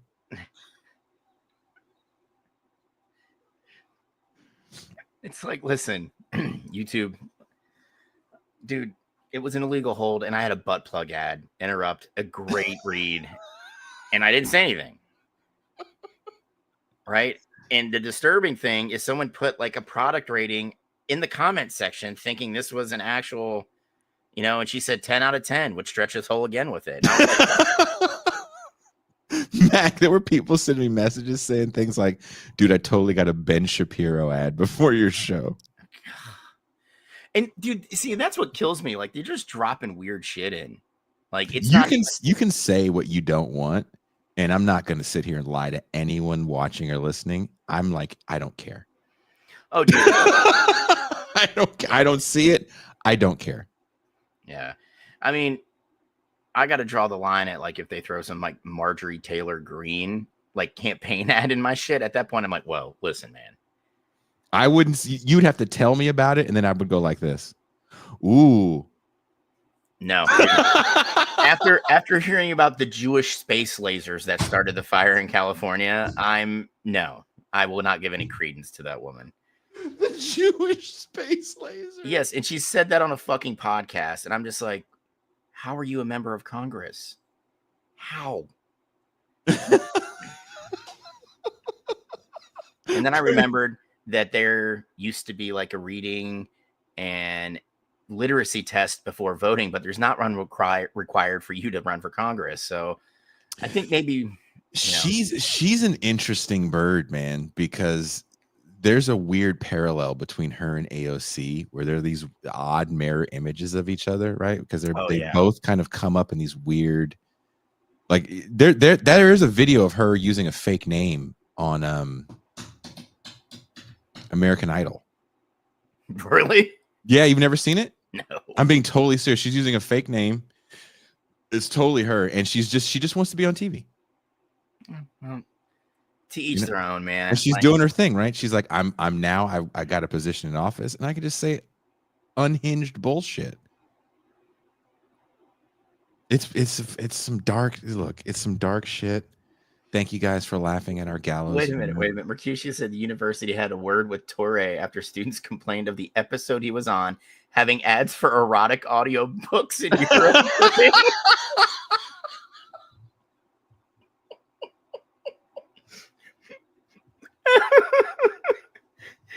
You know what? If I'm Torre, I'm like leaning in.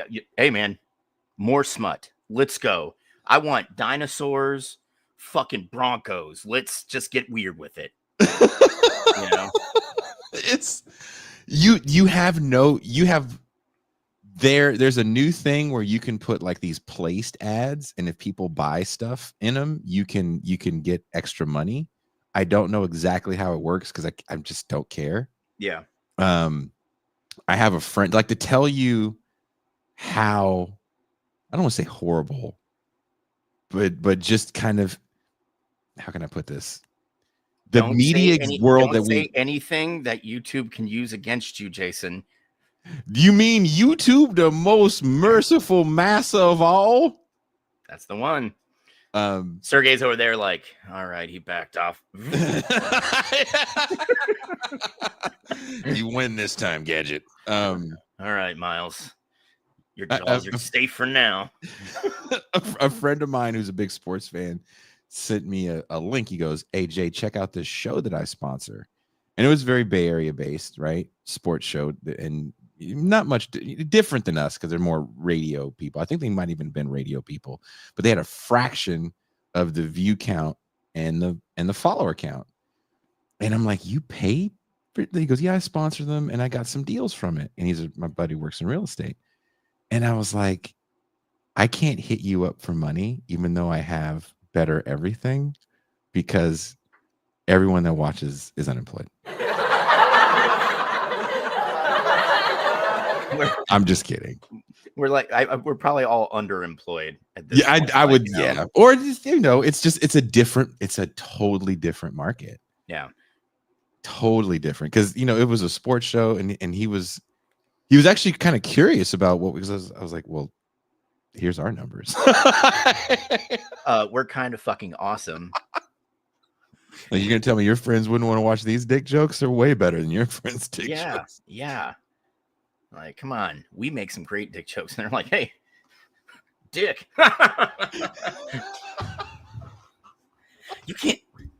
You can't say that. Yeah, like these guys wanted to be radio people, so they really and they were good at what they did. They did that kind of local radio. We're going to talk about the Giants. We're going to talk about the Warriors. We're going to talk about the Niners, and that's nothing wrong with that. That's awesome, right? If you can make a living, do it. Fucking do it. Do it. And if you got people that are willing to go, I'll give you X amount of hundreds of dollars for you to read an ad.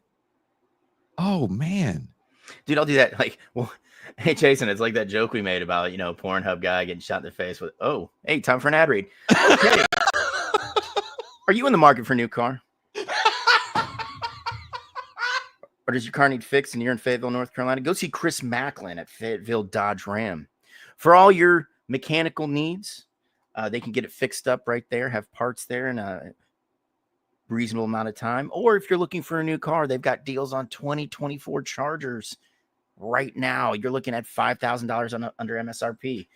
And, but Jason, I was dating this chick and she You ever had your butt eaten? Yeah. Had spaghetti. Chris calls us up afterwards like, hey, that was a good ad read, but can you please pause for a minute at least before you start talking about tossing salad? You got it, Chris. We got you. No problem, Chris. Keep the checks coming. That's right. Full 60-second pause before we start talking about eating ass. No. Guys, I'm going out on a limb here, trying to help you out. But how about no ass talk around the ad read? Okay. Jason and I can do that. But what about other parts of the human anatomy? Okay. Just sports, ad read, little more sports. Let people kind of forget about the ad read, and then you can talk about eating ass. Okay, Chris. So you're saying, okay, you know what, guys, just, give me the fucking money back. Chris, let me get this right. Okay. Check this out. Ad read. I like tennis. Speaking of tennis, Mac, have you ever teabagged someone on a tennis court? We're talking about sports, talking about balls. Your ad gets read. Everybody wins. Yeah. See, so Chris, give us a call. We can do that. We can make this happen. Like, I seriously sat there for a second, Mac, and I'm like, I could probably make this. And I was like, nah, I don't want to. Besides the fact me and this guy have been friends forever, he would just be so disappointed in any calls he got. What we really need to do is just find weird, really niche businesses that'll kick us a couple bucks to do like 4 ad reads. I would never do a gambling thing, but I would totally do like vibrators. Dude, that's what I'm saying. Like, yeah, you and your partner need to spice things up. Head over to Condemnation, where they have the finest supply of butt plugs, vibrators, and intimate clothing for you and your partner. Like, I'm down with that. Head over to the cock ring warehouse. Yeah. Cock rings, cock rings, cock rings. Do you play sports at a public school? We know you need spikes. Head over to Spikes in Abilene, Texas. You will not pay Nike prices, okay? You're going to pay Nike prices. Why? Because they're Nikes. Not Nike, Nikes. Come on over to Joe's Bootleg Warehouse. Yeah. It's not even an address. It's just a kind of sort of location.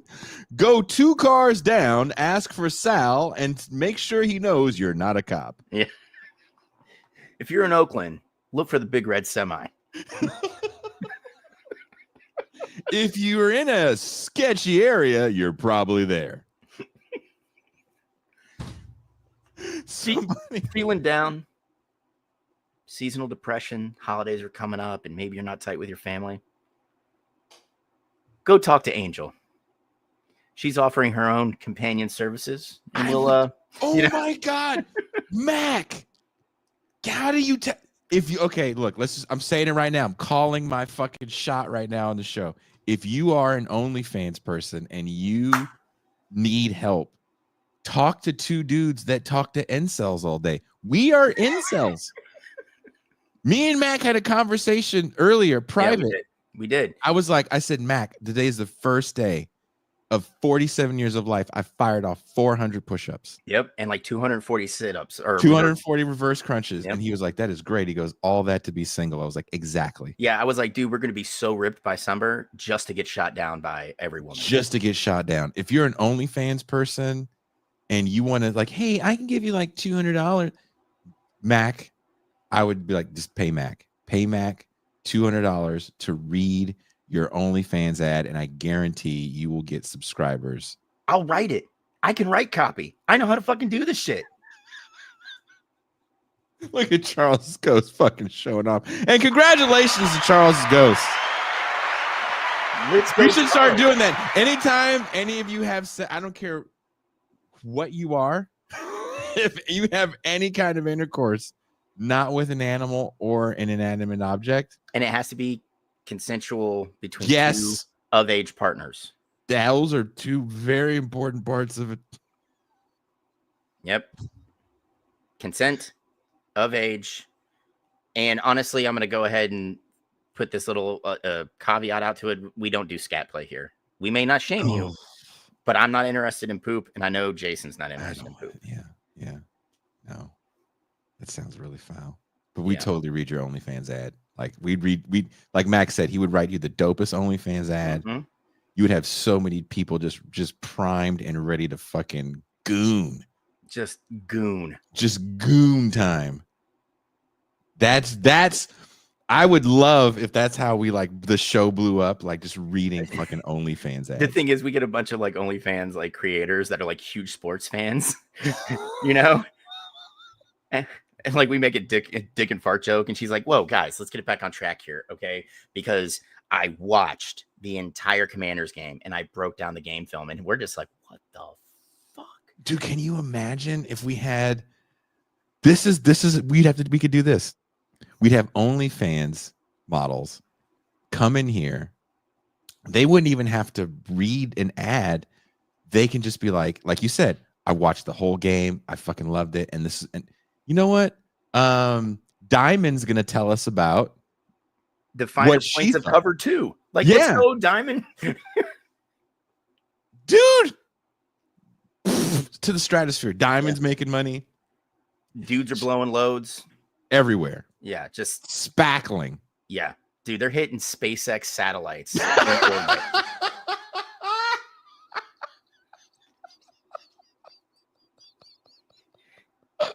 I line up a guest for Jason. I'm like, Jason, I got a treat for you. He's like, oh, bet. I'm like, yeah. I'm like, all right. I do the intro. I lay it out, and then we bring up the third window. Mm-hmm. I'm like, Jason, this is Stacy. And you're like, oh, hey, Stacy. And she's like, hey, Jason. And then I'm like, officially the longest butt on OnlyFans. And you're just like,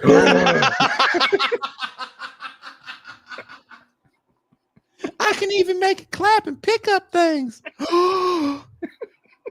Stacy, you had me at hello. I'm afraid because I'm seeing like the people that are subscribing, and again, I don't know, I can't tell a name, right? You can just make up any name, I don't know, but there's a lot more women's names, and I'm afraid that I'm going to get the message. It's like, I was a fan of your show until I watched your sports show, and I was like, this sucks. Oof. Well, this is where we tell this person in this scenario. On a few sports shows a while back, when we discussed the effects of venture capital on the college sports landscape. Hold that thought. I'm hoping that this donation will allow you to fulfill your dreams with your OnlyFans sportscast model scheme. I'm like half paying attention. Prairie sent me the nicest message the other day. Coming through like a boss. You sent me the nicest message about, I can't remember if it was, I think it was last week's show. It's something I can't remember exactly the tirade we went on, but it was pretty ridiculous. I remember having a headache. I laughed so hard. Yeah. And he sent a message afterwards like, you people are fucking ridiculous. I mean, yeah. But then we redirect Stacy here, or this person in your scenario, to that we don't want to toil any longer. We don't want you to toil. We don't want you to exist. We want you to thrive. We want you to enjoy the things in life like Mark said we should. That's why we do what we do. Simple as. And if that's not good enough for this person, then she doesn't need the show, sir. Oh, no. She can take her ass down the road and go watch the Majority Report. Well, they would never talk about a long butt. Never. No. Think Sam's going to talk about his sexual failings? She can go down the road and take a right and go watch the Young Turks. Oh, and just hear them hear about sex there. No, because I think they might be involuntarily celibate themselves now, as well as, you know, if hearing about two people who don't live in crime-ridden areas bitch about crime your thing, you're going to find it right there. Dr. Claw. Dr. Claw, I appreciate you for that. I really do. Low key, I turn into your Mac rant about supply chain of GM vehicles nowadays. It's true. We're in a bad way right now, Claw. It's not good. Jason seems mad about it. People won't talk about a long butt. You know, because people don't want to be honest about it, man. That's why there's so many fake butt. Look, I live in fake butt central. You have no idea the ridiculousness of fake butts. Dude, some of them are getting outlandish. Oh my God. They don't make any sense. They don't make any, like the stuff you guys see on those like videos, those reels of like people seeing fake butts out in the wild, and people think that's not real. That's a photo. No, I see some of the best and worst fake butts, but the bottom line is it's like, that's not real, right? It's like, it's just not real. The long butt, it's not lying to me. It's telling me the truth. See, that makes sense to me. That makes sense to me. You appreciate someone being honest with you. I've known that for quite a while. And that long butt is speaking to your love of truth. And I think maybe I'll make 13.5% less fun of you for it. The close eater bone Sarah Silverman? Allegedly. Thank you, Charles's Ghost, for throwing that word in there. Jason and I are trying to get OnlyFans models on so we can read copy for them I mean, I'd love if Sarah Silverman came on. Oh, Is she bad? no, can I? I don't know. I don't follow Sarah Silverman. I'm going to be honest. I stopped thinking she was funny about 10 years ago. Oh, that's fine. Right. And it hurts me to say this, but you all know that I'm past the point in my life where I think I can fix a woman or that I can be fixed by a woman. But I have an exception, and that's Lauren Boebert. I was like, I can fix her. Because I nut quick. You having an unnatural allegiance to losers is not like you. Because I nut quick. And honestly, Sarah Silverman would probably be the number 2.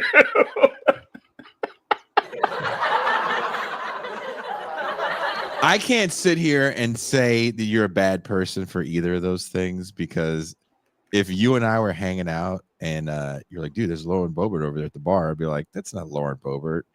And you're like, dude, just go talk to her, because, you know, we'd be stupid. Mm-hmm.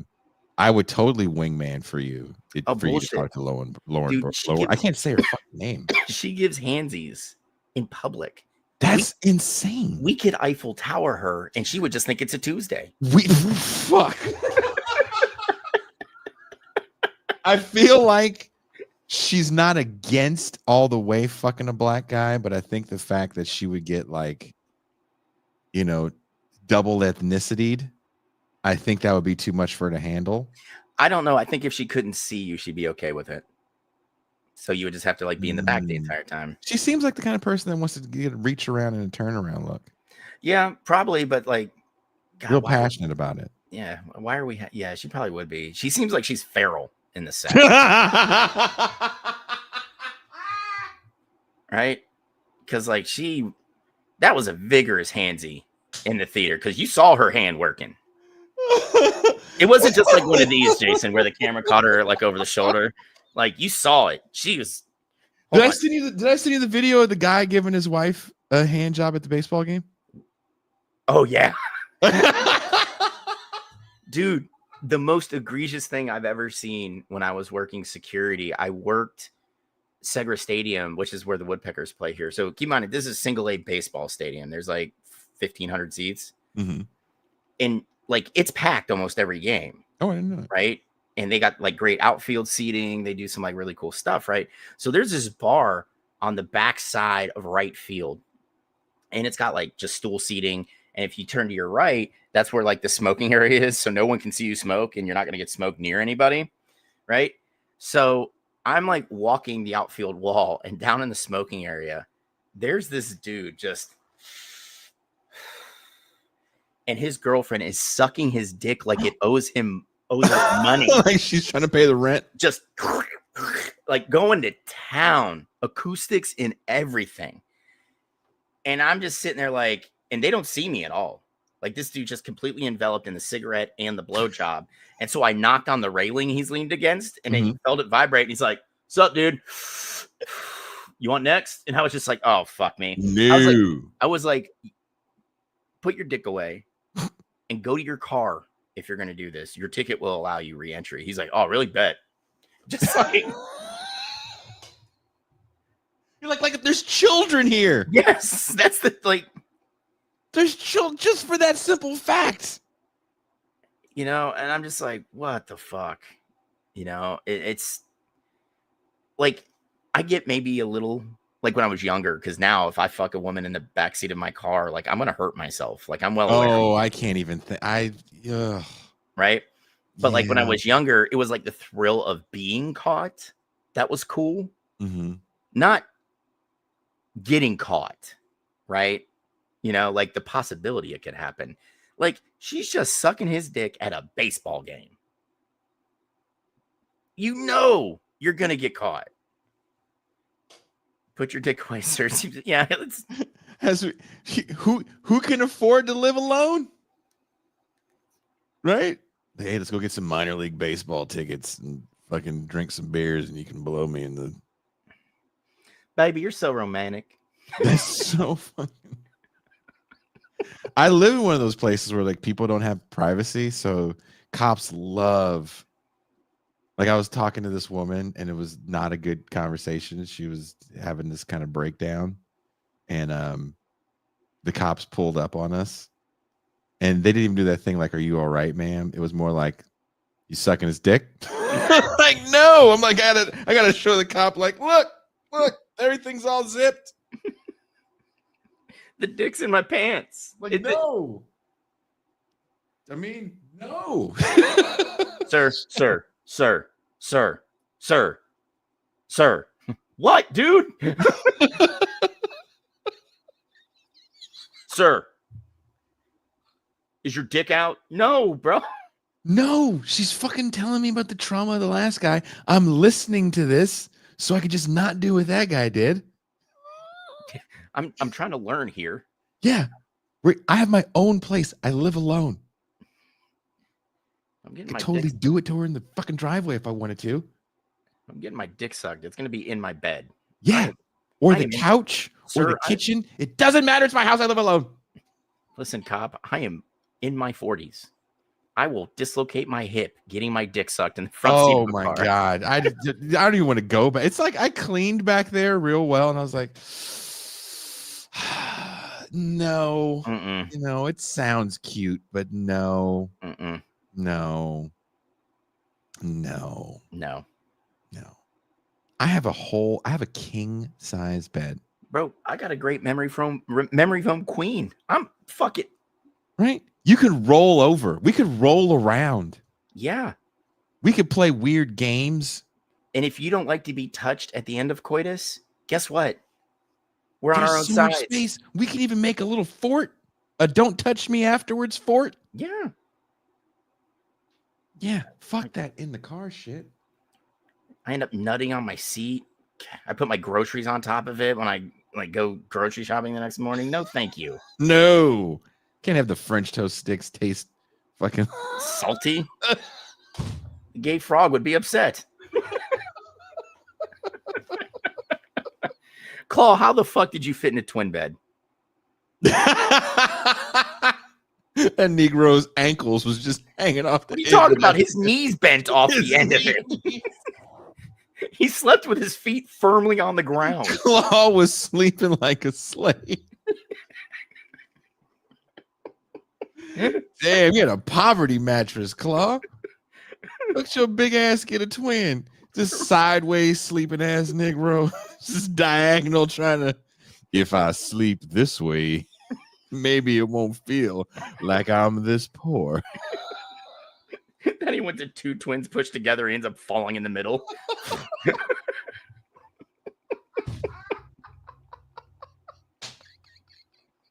Did you see what Nuri said? If the French toast sticks fall on the thing, then they're fish sticks. Yeah. Tastes like the Atlantic. Nah, dude, that's literally my cum. But don't worry about that. Yeah, don't worry about that. I was feeling young, and that's why I'm taking all this ibuprofen right now. Yeah, Isabella jumped my bones in the back seat, and I had nutted all over that place. And then I felt quite a few tinges in my knees, hip, and my lower back. So don't mind the ice packs, the smell of icy hot, or the 38 ibuprofen I just took. I literally tore my ACL trying to go down on that woman. These seats do not recline the way you think they do. It's just like I have 1 foot hanging out of the window trying to. Dude, so I'm at the hotel last weekend, and I've told Jason this. I do night auditing at a hotel for a side gig on the weekends, and it's literally soldiers, married or not, just doing gangbangs. That's all it is after 10 o'clock. Ew. And Jason warned me about it, right? He's like, there's gonna be prostitutes, and so far it's 50-50 of them being prostitutes are OnlyFans creators that are doing stuff for their page, right? Whoa. Yeah. So this one girl took 4 dudes up to her room, came down 2 hours later to go to the vending machine, right? And she's got a wad of ones. Oh. And she's just like getting all the water out of the machine, a couple Pepsis, right? Just, and I was like, dehydrated, huh? And she's like, dude, I sucked a lot of dick, right? And I was like, I've only been here a couple weeks, and after like 10 o'clock, she's like, that's all it is. And I was like, yeah. And she's like, well, it's because it's nice here. The beds are big, the rooms are nice. Like it's not like a seedy, gross place. And I was like, well, yeah, and she's like, yeah, I have an OnlyFans page. Like, I don't get paid by these dudes to do this. And she's like, I was at the bar, and I was like, are you a dancer? And she's like, yeah. And she was like, how do you know? And I'm like, the big giant stack of ones. Big stack of ones, right? Have. And she was like, yeah. She's like, I do that because I have to have like a W-2 to keep my apartment, But she's like, I do the OnlyFans stuff to like do whatever for all my spending money. And I was like, oh. I was like, well, it's good plan of action there. And she's like, yeah, but I'm like known for like doing multiple guys. And she's like, I'm sore for like 3 days later. And I'm like, how old are you? She's like, I'm 35. And I was like, you don't look a day over 25. And she's like, yeah, the tits are fake. Everything else is real. And I'm just like, had like a half-hour conversation with her, But dude, Jason, she makes she said the last month she made like $7,500 that month. She did 5 videos.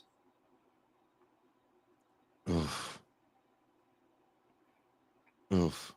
But she only does multiple dudes. That's the thing. I was like, that's a lot of dick. That's a lot. And I even told her that. I'm like, that's a lot of dick. And she's like, yeah, the most I've done is 12. And I was just like, that's like a thing now. What's the woman's name that's like, I want to fuck 1,000 guys? Yeah. Yeah, that's like a thing. Like, I need to take them all on. Like, the vagina doesn't. Yeah, Nuri. I felt the same way Nuri felt. She is now the future Miss. No. I've dated women who had OnlyFans that only did solo stuff. Actually, the last adult relationship I had, which was about 10 or 11 months, that's what she did. Made a lot of money, a lot of feet stuff too. Guys are weird. But then she's like, I actually want to do porn. And I'm like, well, I want you. Things are about to get a lot more interesting for TIR when Jason and Ben get that recording studio. Ben's like, welcome to TIR's blowjob ASMR. And you hear in the background, Jason's like, not yet. God damn it. Dude, if you saw the building we were looking at, you would laugh so incredibly hard at that statement. You will be laughing for like a day and a half. Oh, is it just like dingy and shit? You definitely don't think like shooting. It was a shoe store. Okay, It's got open ass windows. I have watched Zach and Miri make a porno, and they shot it in a coffee shop. Okay, It has that kind of look to it. It kind of has that look to it. Jason, if you build it, they will come. Literally. Dude, Zach and Miri make a porno is one of the movies, because like when you're deployed, you just like repeat movies to each other, and like that was one of the big ones. And like towards the end of it, they actually had a couple real porn stars in it. Mm-hmm. And they told Kevin Smith like what's happened a few times, like during an anal scene, if she didn't like get cleared out completely, like she shit on somebody. So like the dude that's running the camera is like laying on the ground underneath, and the guy pulled out, and you just see this big thing of shit just all over him. And later on in the movie, he's like, "You're upset. I got frosted like a fucking cake." That is not going to be happening at our studio unless Ben has a total secret life that I do not know about here in Mexico. What do you think is going to happen in San Francisco? He's going to hang hog at the live recording. If that's how we got to sell tickets. Go to Jason and Ben's show where Ben is just going to hang dong. That's the real Jewish space laser they all fucking came to see. Hey, Ben, how come you didn't tell us it looked like an arm? Is your dick holding an apple? What is going on there? You beat a mugger with that thing? Is that registered? We're in California. You can't just walk around with a weapon. If he was listening to any of this, he would be doubled up in laughter. He's doing his Capital in-person class in LA. Wow. Look, it's the time that you wanted to go. I'm trying to keep an eye on the time. I know. I said I was going to go an hour ago, and then we went off the rails, which are always the fun times. I tried. I know. And then I had to trauma dump, man. I need. That's what I do on Wednesdays. That's what it's my for. mother not wishing me birthday. Happy birthday. My shenanigans at the hotel. I'm really thinking I should just buy a cheap cooler and just keep bottles of water back there to hand out. Can you guys do me two favors? Can you guys go give Mac a hard time at the hotel since he works at night? And then can you tweet about Ben Burgess having a giant dong? Dude, it's going to be hilarious because I don't have Twitter anymore. But it's going to be funny when people start sending me the links and I'm like, God, what I didn't know I'd learn on a Wednesday night. Ben Burgess is fucking hung.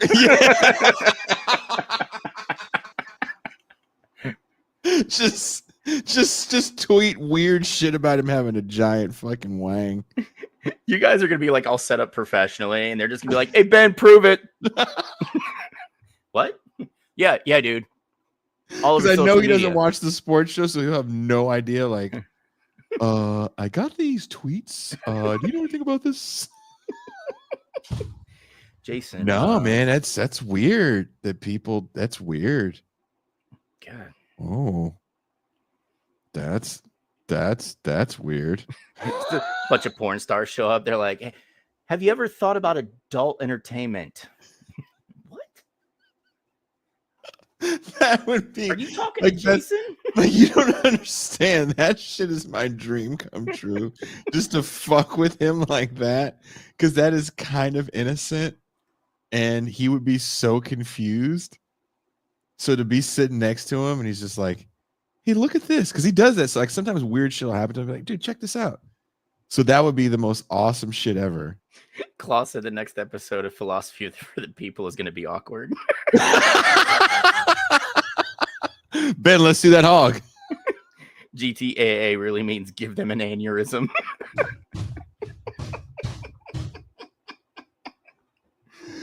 Please, if you guys could just do that, that would be reclaims that it's already posted, Jason. Look, just fucking start the hashtag, create fake Twitter accounts.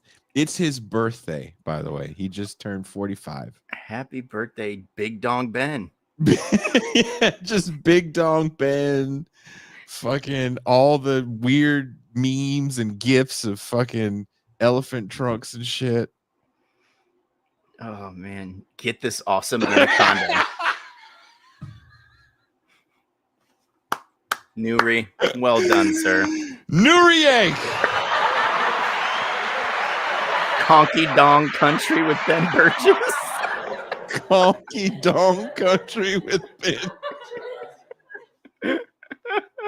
Dude, this kind of shit is the best birthday present you could ever give a person on social media. Is that random people just keep saying, dude, I heard you hanged on. Ben, I heard it below the knees. Tell me when to stop, Ben. Ben. Oh my God, Ben. Where do you? Okay, I'm starting over. Tell me when. Ben Thundergun Burgess. Ben, is it true in college they called you the Thunder from Down Under?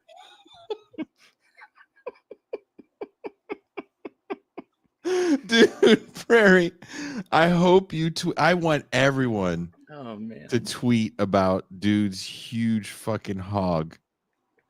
That's the Majority Report fucking thing that Sam Sear needs to read. He reads the ones where people pay. Mm-hmm. I heard that Ben Burgess's hog is being charged a tariff. Hashtag Ben hangs rounds.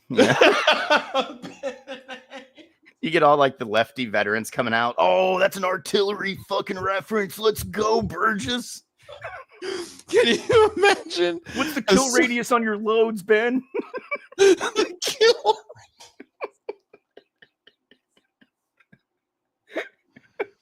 Like I'm gonna send secret messages to everybody in the group chat. So like Derek Varn, Quinn, Tucson, like everybody else, be like, hey, we're making people send these. Like, go to the TIR Discord and be like,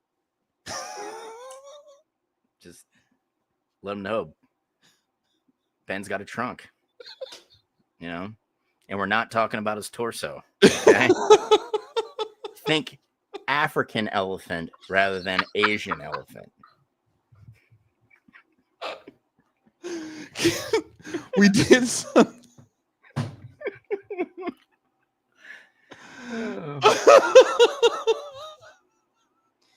Ben, is it true that in college you were in porn under the name The Jewish Hammer? What? No. Ben has the height advantage. Like you have to, that he would be so confused. I think he'd be angry at first, like, why is everybody talking about my dick? And it's like, well, hey, what man doesn't want that to happen unless it's the other way around? Yeah, you're living every dude's dream. Bro. Yeah, fucking dude.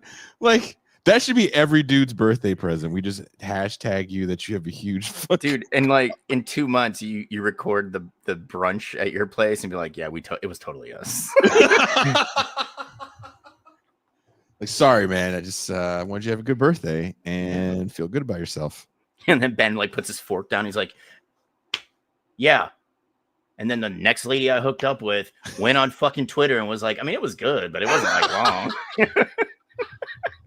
That would be the downside if he's just like, for some reason, I'm just swimming in puss. And then he's just like, but why do they have to go to the internet about it 5 seconds later?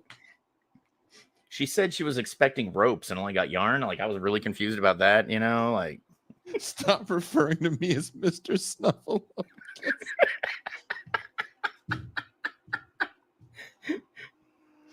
Oh my God. I'm an accomplished writer. Why would I do porn? Dude, it's okay, man. They're both art. Ben is a great philosopher. Like, he would be so confused.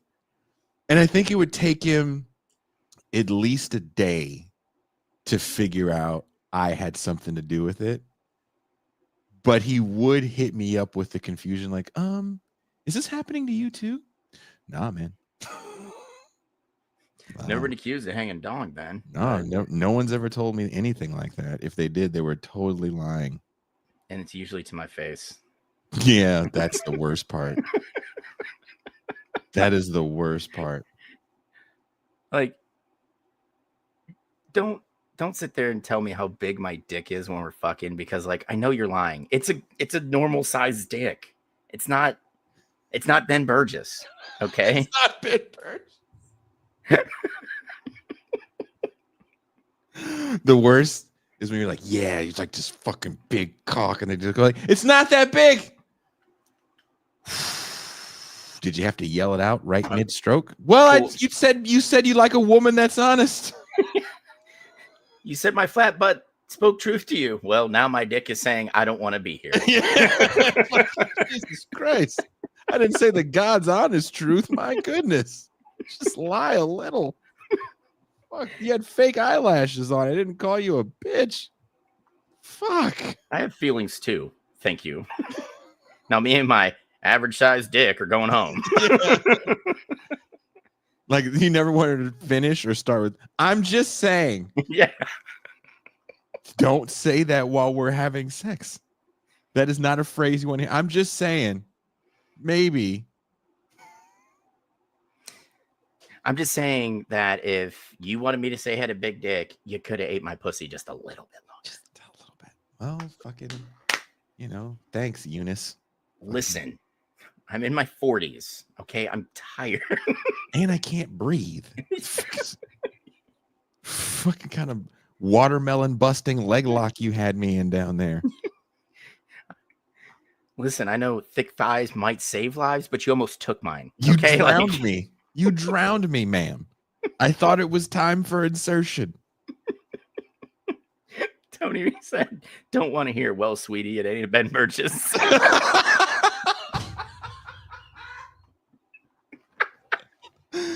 That's like you never. There's a few things that no one should tell you. I'm just saying, or to be completely honest, with all due respect. See, being in the military, when I heard, "Hey, Sergeant," with all due respect, I immediately was like, "I will fight you." Yeah, just no. Let me stop you right there, bro. That doesn't free you of responsibility for calling my mother a whore. Yeah, and do not give me the Talladega Nights. It's in the Geneva Convention, all right? Like, this is not a time for shenanigans. You just fucking, with all due respect, in me. Yeah, don't do that, and don't give me the hand wave in the. I'm just being honest. Oh no, I keep it real. We don't keep it mean.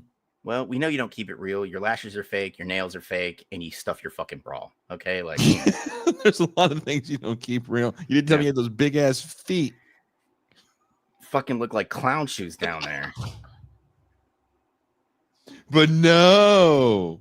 Yeah, I got a mediocre cock. Yeah, you couldn't have wore your fucking J's or something tonight. You wore flip flops, so it just sounded like every fucking time you walked.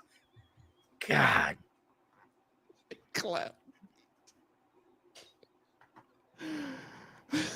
With all due respect. This asshole. That's exactly it, Zahir. Yeah.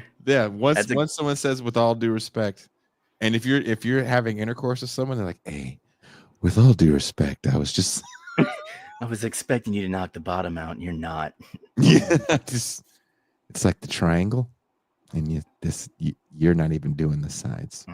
No. My esteemed colleague. Yeah, there's so many things people say before they call you a piece of shit. It's like, oh, You know what the worst thing in the world would be, though? If you have some sex the night before, you think it went well. Mm-hmm. She made all the right noises. You busted your nut. And then you hear your phone ping and you pick it up and there's an email from her that starts with "my esteemed colleague." To whom it may concern. Yeah, to whom it may concern. You're like, oh, fuck. If I got an email after intercourse that said, "Dear Jason, to whom it may concern, esteemed," if I got an email, yeah, in the format of a job rejection letter, like, thank you for having sex with Wanda. Yeah, but we're gonna go in another direction.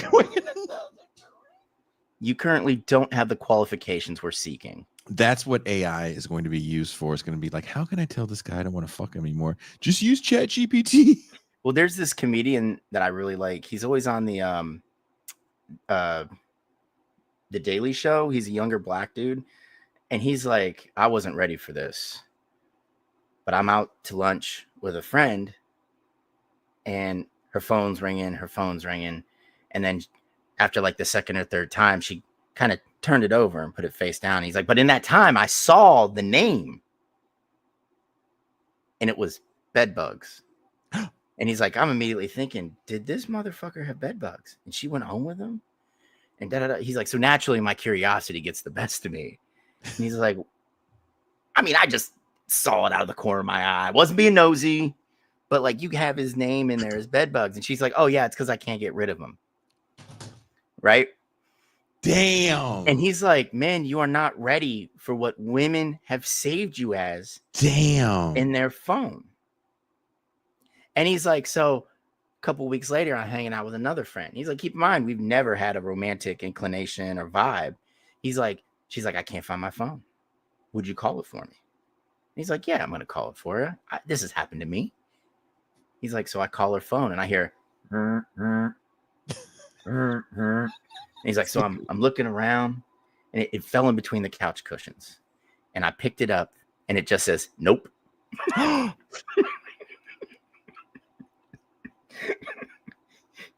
And he's just like, man, you can go to war. You can do all these big badass things. He's like, but what a woman has you saved in her phone, you are not prepared for. I'm not prepared. Mm-mm. I'm not prepared. Mm-mm. Oh, I don't want to know what I'm saved in. Nope. One person had me saved in their phone as Mexican guy. And right after we did it, she went to rehab.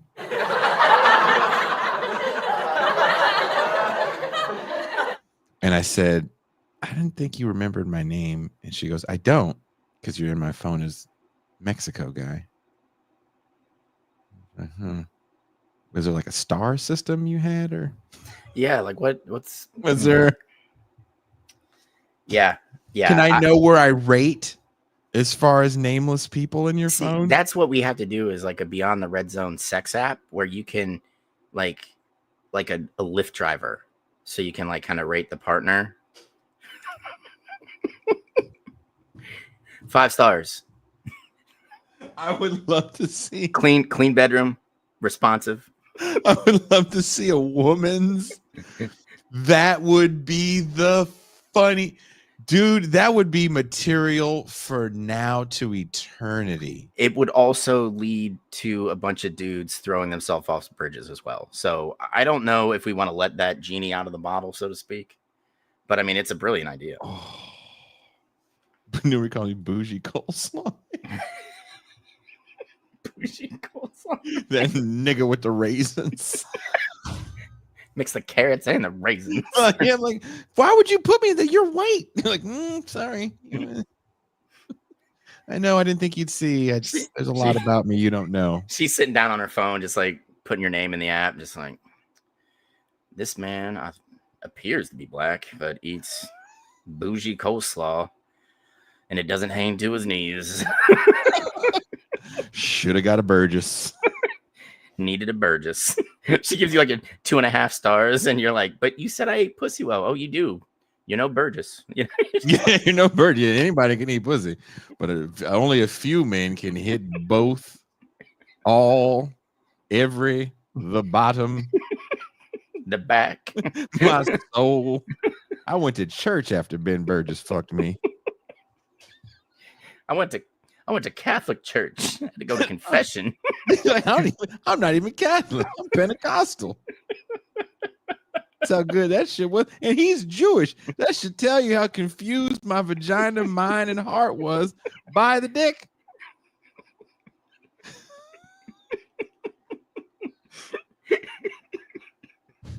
My vagina, my heart, my mind, my soul was by the dick. Everything is in knots.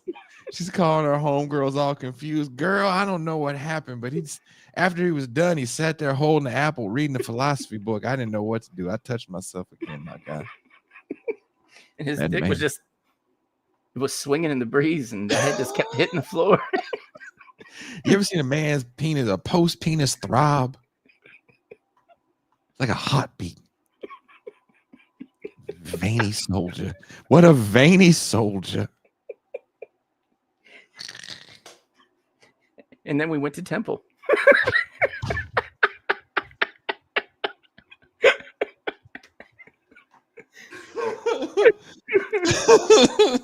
You did what? I converted right there. I don't know what right there. You've never seen that shit before. You ever heard angels sing when a man comes? Dick so good, I forgot Christ existed.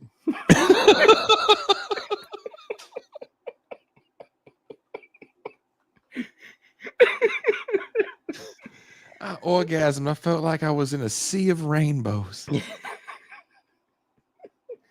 His bed's so soft, it was like getting fucked on clouds. You know that song, Send Me an Angel? It just was going through my mind the whole time. My butt gyrated so hard I farted. He said he didn't mind. That's a good man. Throbby penis, good man. Why do I talk like this and I'm from New York?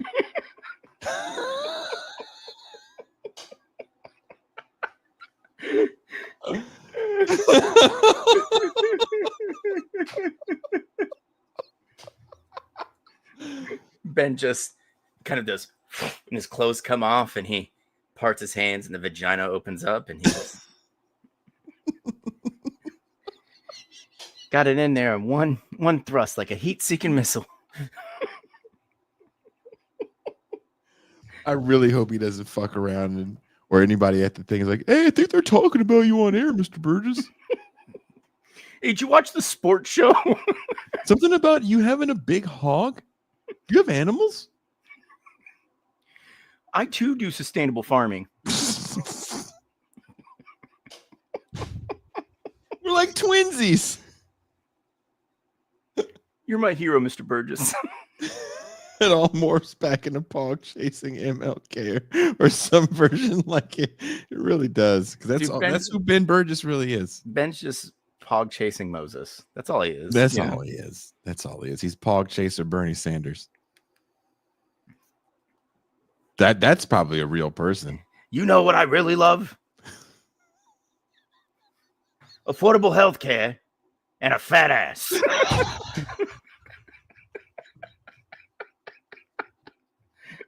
No.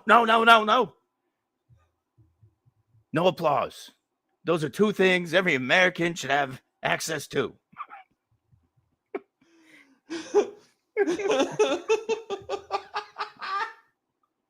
Dr. Burgess, can you part the Red Sea like Moses? What? I'm an atheist. That's not what these vaginas are saying. Whatever, Moses. Poor Ben. Like you know, you have a good idea that sounds funny, and then you think, oh shit, I just unleashed that shit to the world, and this is the one show that people watch. Like no one watches this shit for 8 years, and then finally today, like, hey, let's go fuck with Ben Burgess and put a bunch of comments about him having a giant fucking hog. Ben's like got to change his email. Like, let's Jason, hey, have you been getting weird emails? No? Fuck. I'm getting some weird ones, man. Like, they called me forearm crotch. Like, what the fuck? I don't get it. Yeah. That would be so. But all right, we gotta stop. Okay, look, hey, Mac, you have a big morning. I kind of do. Of course you do. We all have big mornings. We're surviving late stage capitalism. Oh my god! And the unleashing of Ben's massive hog on the world. To the world. It would be really fucking funny though if we go to the SF thing and like, sure, there's a lot of women here, huh? Why are they all grinning at you? Just she looks at you and she's like, not you. Yeah, can you move away? We need more Ben. Thank you. Thank you. Mr. Burgess, hey, I know this is like a joint venture between you and that one. But you know, everybody really wants to see you. So what we're gonna do is we're gonna put the spotlight on you, and we're gonna push your friend behind you and just give him a freestand mic. It's not racial. It's something about hogs and they came to see the hymn. Yeah. Ben, Jason, the GTA email has been getting a lot of offers from OnlyFans models wanting to collab with my channel. That's a you win situation to me. Like, oh well, you know, it's not, you're saying the right thing somewhere. Maybe they watched that Joe Rogan episode. I don't know what to tell you. Ben, you're reaching the people. That's what counts. Ben was the Rufus who took Alexis Tyler to Jam City. Don't let him hit the bottom. Come all in your mouth. Come all in your rectum. Prairie said 50 state landslide if you can get affordable health care and a fat ass long butt. Jason's like, I went back to the States just to vote. Dude, you guys laugh all you want, but one day, you're going to see a fucking picture of me on social media with some woman, and I'm just going to be grinning. And if I'm grinning, just know that it's going to be Tiffany. I'm speaking this into existence. I hope she's in the Bay Area while I'm up there. She's going to be waving at Ben. That would make me so sad because I'm like, Ben, you know who that is? And he'll be like, no, who's that? It's Tiffany. Somebody you went to school with? What? The singer? Nope. Nothing. Sorry. Jason, I'm a man of books.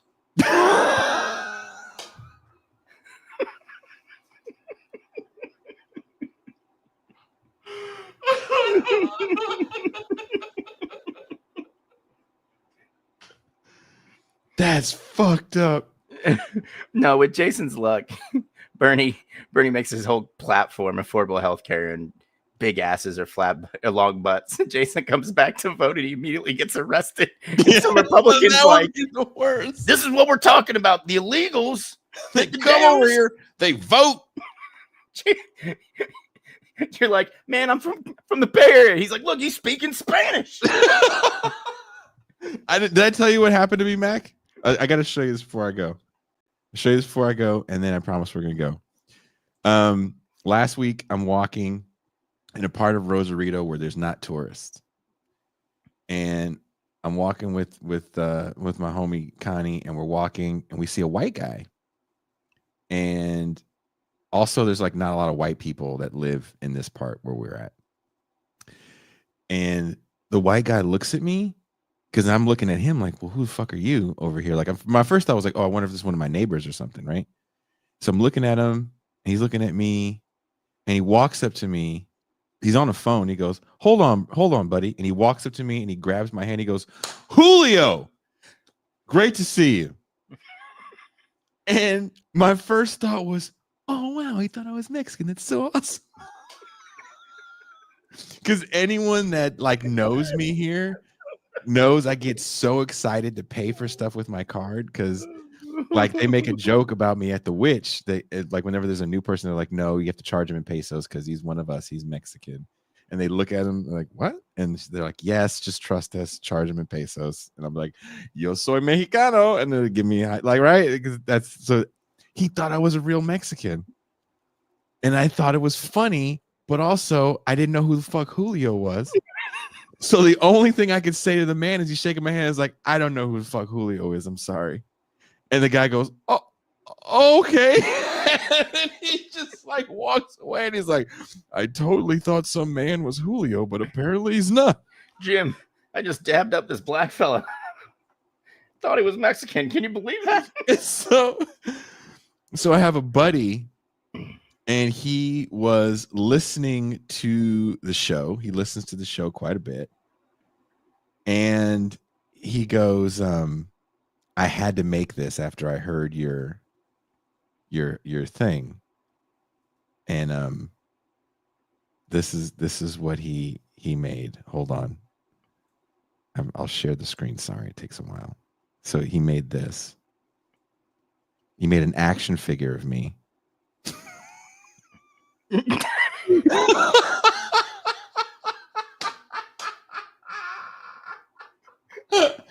He made an action figure of me called Julio, the Mexican podcaster, and I have made it my social media profile picture. As you should. I thought it was fucking hilarious that he remembered that little thing, but I was so excited that dude thought I was Mexican that I was telling everybody that would listen that I was mistaken.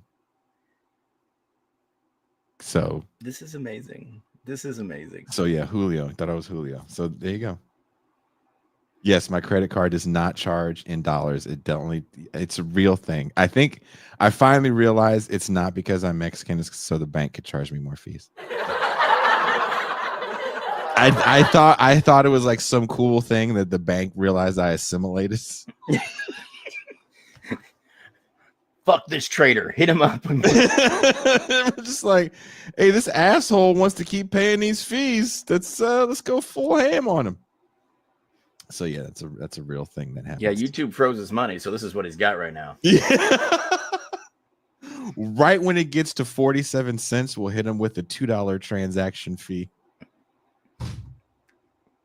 That literally happened to me. With Wells Fargo? I'm being totally serious. Oh man. They like waited. They wait and they hold all the foreign transaction fees, and they like, you can. Yeah. It's just. Mr. Miles, you did 4 transactions in Mexico. Yeah, that's true. Okay, that's going to be $132. Like I bought $10 worth of fucking lemons. Like what? Wow. Things are bad up there, aren't they? You have no idea. So we're just gonna freeze the rest of your funds and take the rest when you get another. Eventually, you'll get some money deposited in there. It'll be ours. Don't worry. Yeah, we know about YouTube. Hey, are you the Jason Miles that sucked everybody off at Alphabet? Word gets around quick, huh? Oh, you have no idea. Sergey just busted in here and was like, I know Miles Banks here. He sucked my dick. Jason is totally terrifying himself. I get scared. Look, I lived in a real urban environment for a long time. I don't like carrying cash on me. It is a lot safer here, but I still feel like, I just don't want to have cash on me. Because if you get pulled over by the cops, first thing like is, well, we can handle this. And I show my wallet and they're like, fuck. Hella times that's happened. I'm being totally serious. Yeah. It was like, fuck. And I have to open up every part of the car so they see I'm not hiding any money. No, I had buddies that were Marines that would go down to Mexico from Pendleton. And they'll tell you, like, you got to let, like, I really have nothing. So I felt literally the SOP was every Marine carried 50 in cash and just gave the first cop they saw. Like, they would alter, like I would give the first 150, you would give the next 150, and then by the end of the night, none of them would fuck with you because everybody got paid.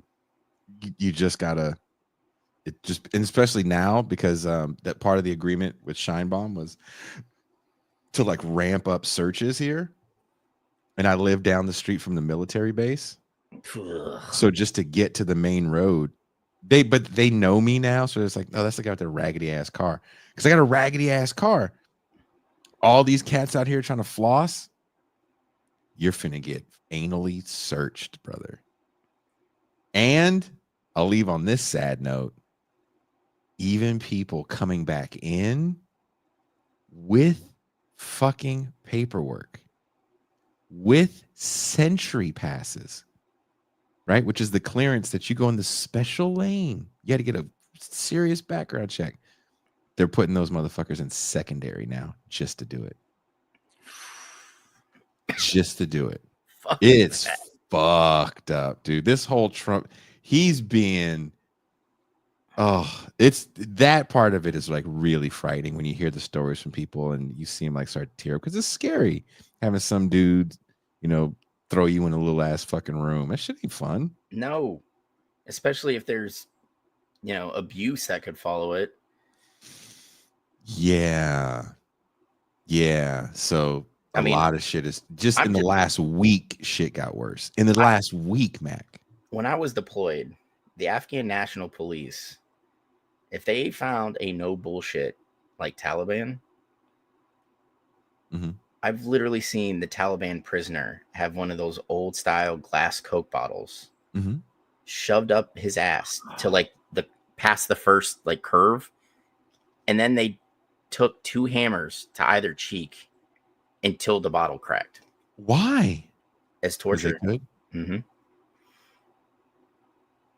It's fucked up right now. It's not right. It's the most like, what the fuck? Like, I'm scared to walk across the border right now. Bro, I wouldn't fucking do that shit. I got to drive up. Man, your best bet is to get that YouTube money, have one of your friends that are Mexican drive your car, and you just be in the trunk. Anyway.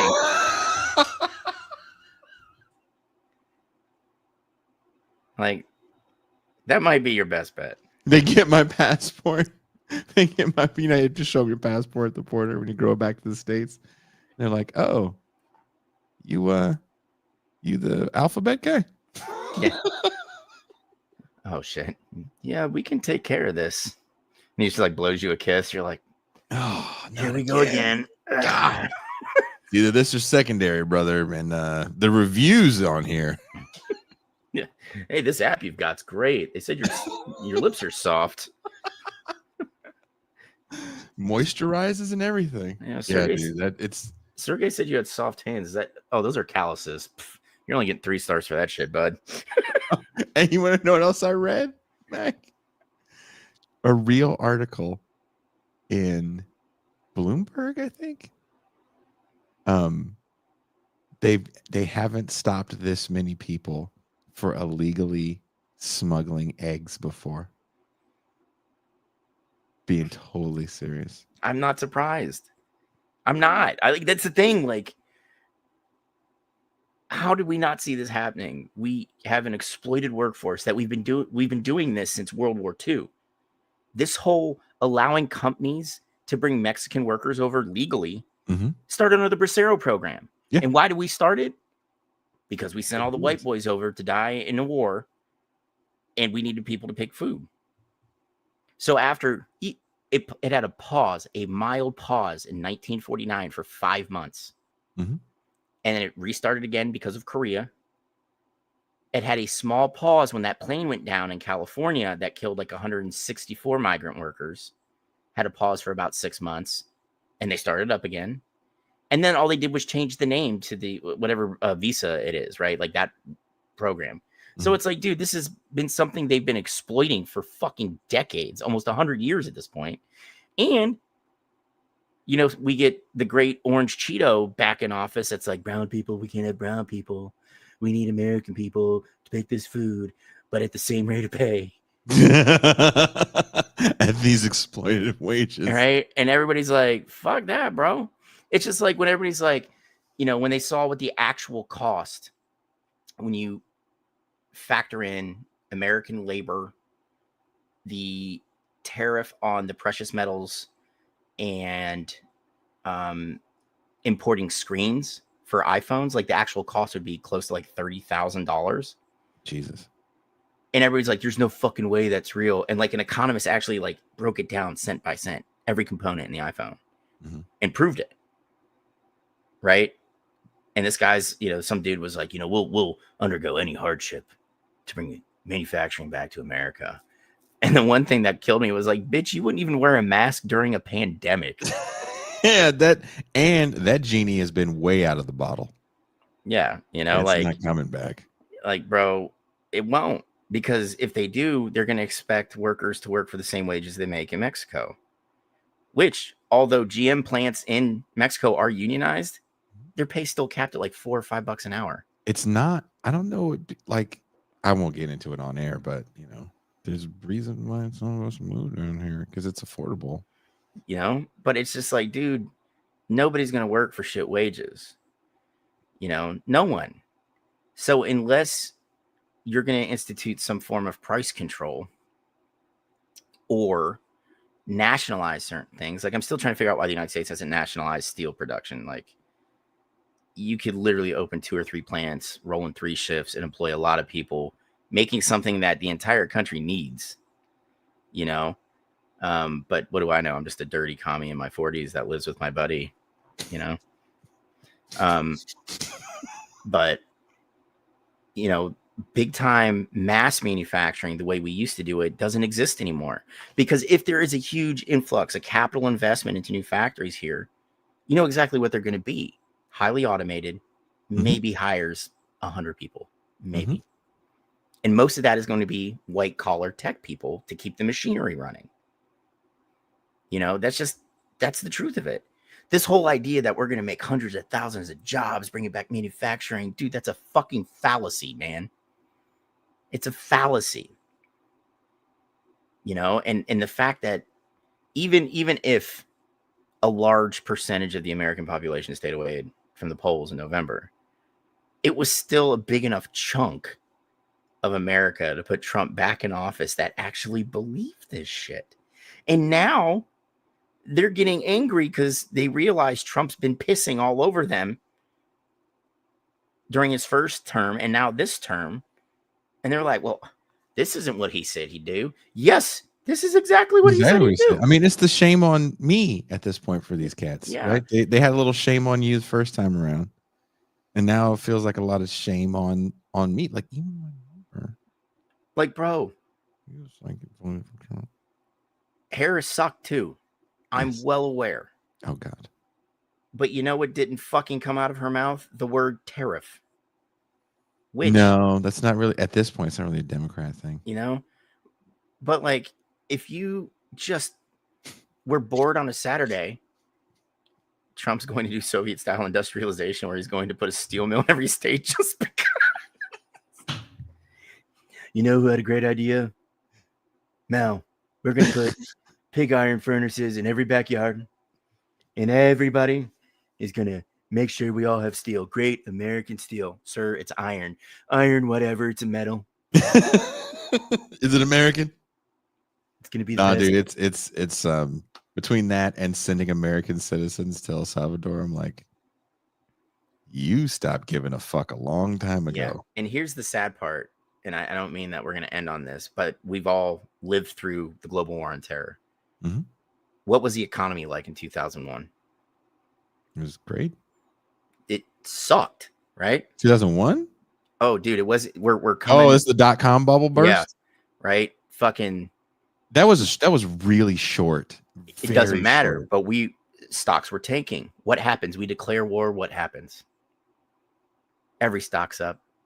People got jobs, right? War generates revenue at the federal level.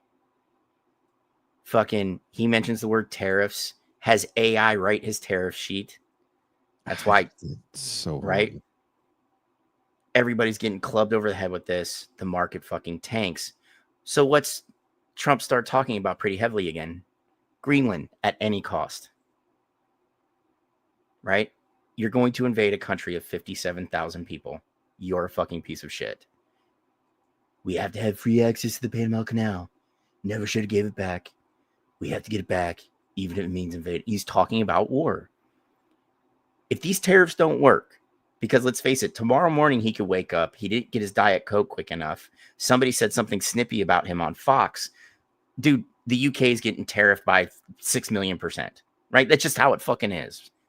That's the world we live in right now. And he sees the markets collapse again, we'll just fucking send the United States Marine Corps out somewhere, followed up by the Army. I really hope not. Bam. Immediate effects for the economy. I hope you're wrong. I hope so too, because I don't want to see anybody else fucking die in a stupid war. I saw enough of that shit. I don't wish that on anybody, you know? But that's what these fuckers always fall back on. It's exactly like wag the dog, and I wish they would just do that. Make up a fake war with a really tiny country and just do it all on the MGM backlot. Just fucking do that shit. Nobody dies. You can make a few heroes, you know.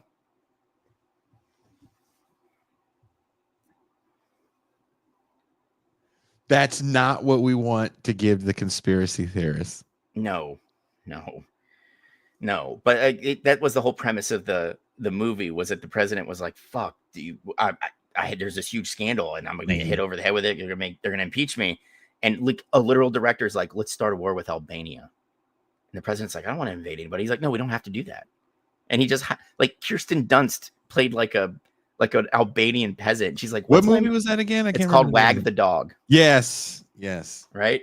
You know, so like I would rather see that than us actually invade some of these places. And the thing is, he's pivoting the military back to the Middle East. And we all know what that's pointed at. You know, it's pointed at Iran. And I'm going to tell you, as somebody who was like in a country that bordered Iran, that's not where you want to fight, dude. Heavy mountains, you know, just fucking unforgiving terrain. Supply lines would be so overstretched. You know, we thought Iraq and fucking Afghanistan was bad. Go into Iran. Holy shit. God. He's like Kanye.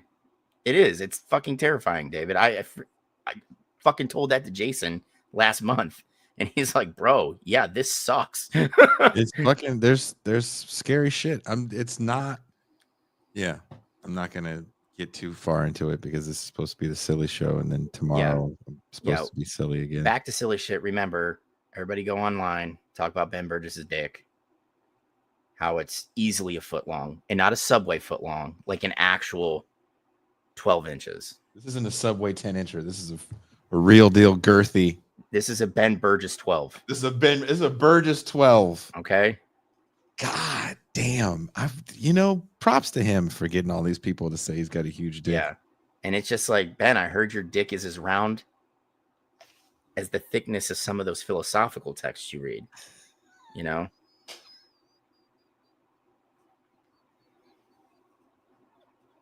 Many kilos.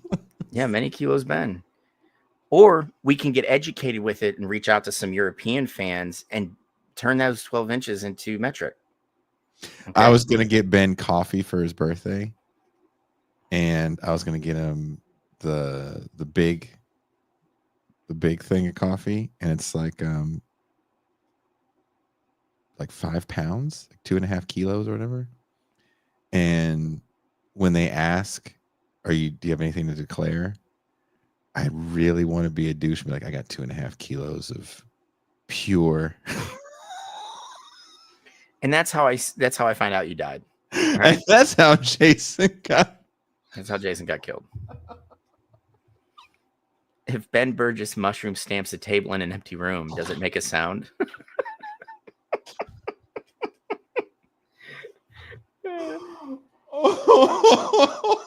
12-inch mensch, a real thick brisket, a pastrami tsunami. These are going to be the greatest series of tweets at a human. Ben the Elephant Burgess. And they don't call him that because he doesn't forget. It's the trunk. The trunk. All right, we have to go. Yeah. Mac, go get some sleep. Everybody. I will. I have physical therapy in the morning, guys. Thank you guys for humoring us. We hope we humored y'all a little bit. I'll be back tomorrow night with Alex and Cynthia, where we're going to do the dating show. Ooh. Oh, it's my new favorite thing. And I've been having these guys bicker at each other. It's totally some When Harry Met Sally shit. It's ridiculous. It's ridiculous. Thanks, Mercutio. My birthday's in November, guys. November 10th, actually. You want everyone to know so you can get the fucking dick message. So you can happy birthday, and I get that a little bit of validation the way Ben's gonna have validation. All the dick that's like the new thing. Don't hit your friend. Just have everybody send them massive dick messages. Yeah. There you go. That's a way to every man's heart. That's right. Be kind. It's not hard to be kind. Even if it's a small white lie. That's the nicest thing that anyone's ever said to me. It's okay to be kind. Yeah. There you go. Thank you, Mac. Go sleep. Everybody else, I'll see you tomorrow. I love you guys. We are out.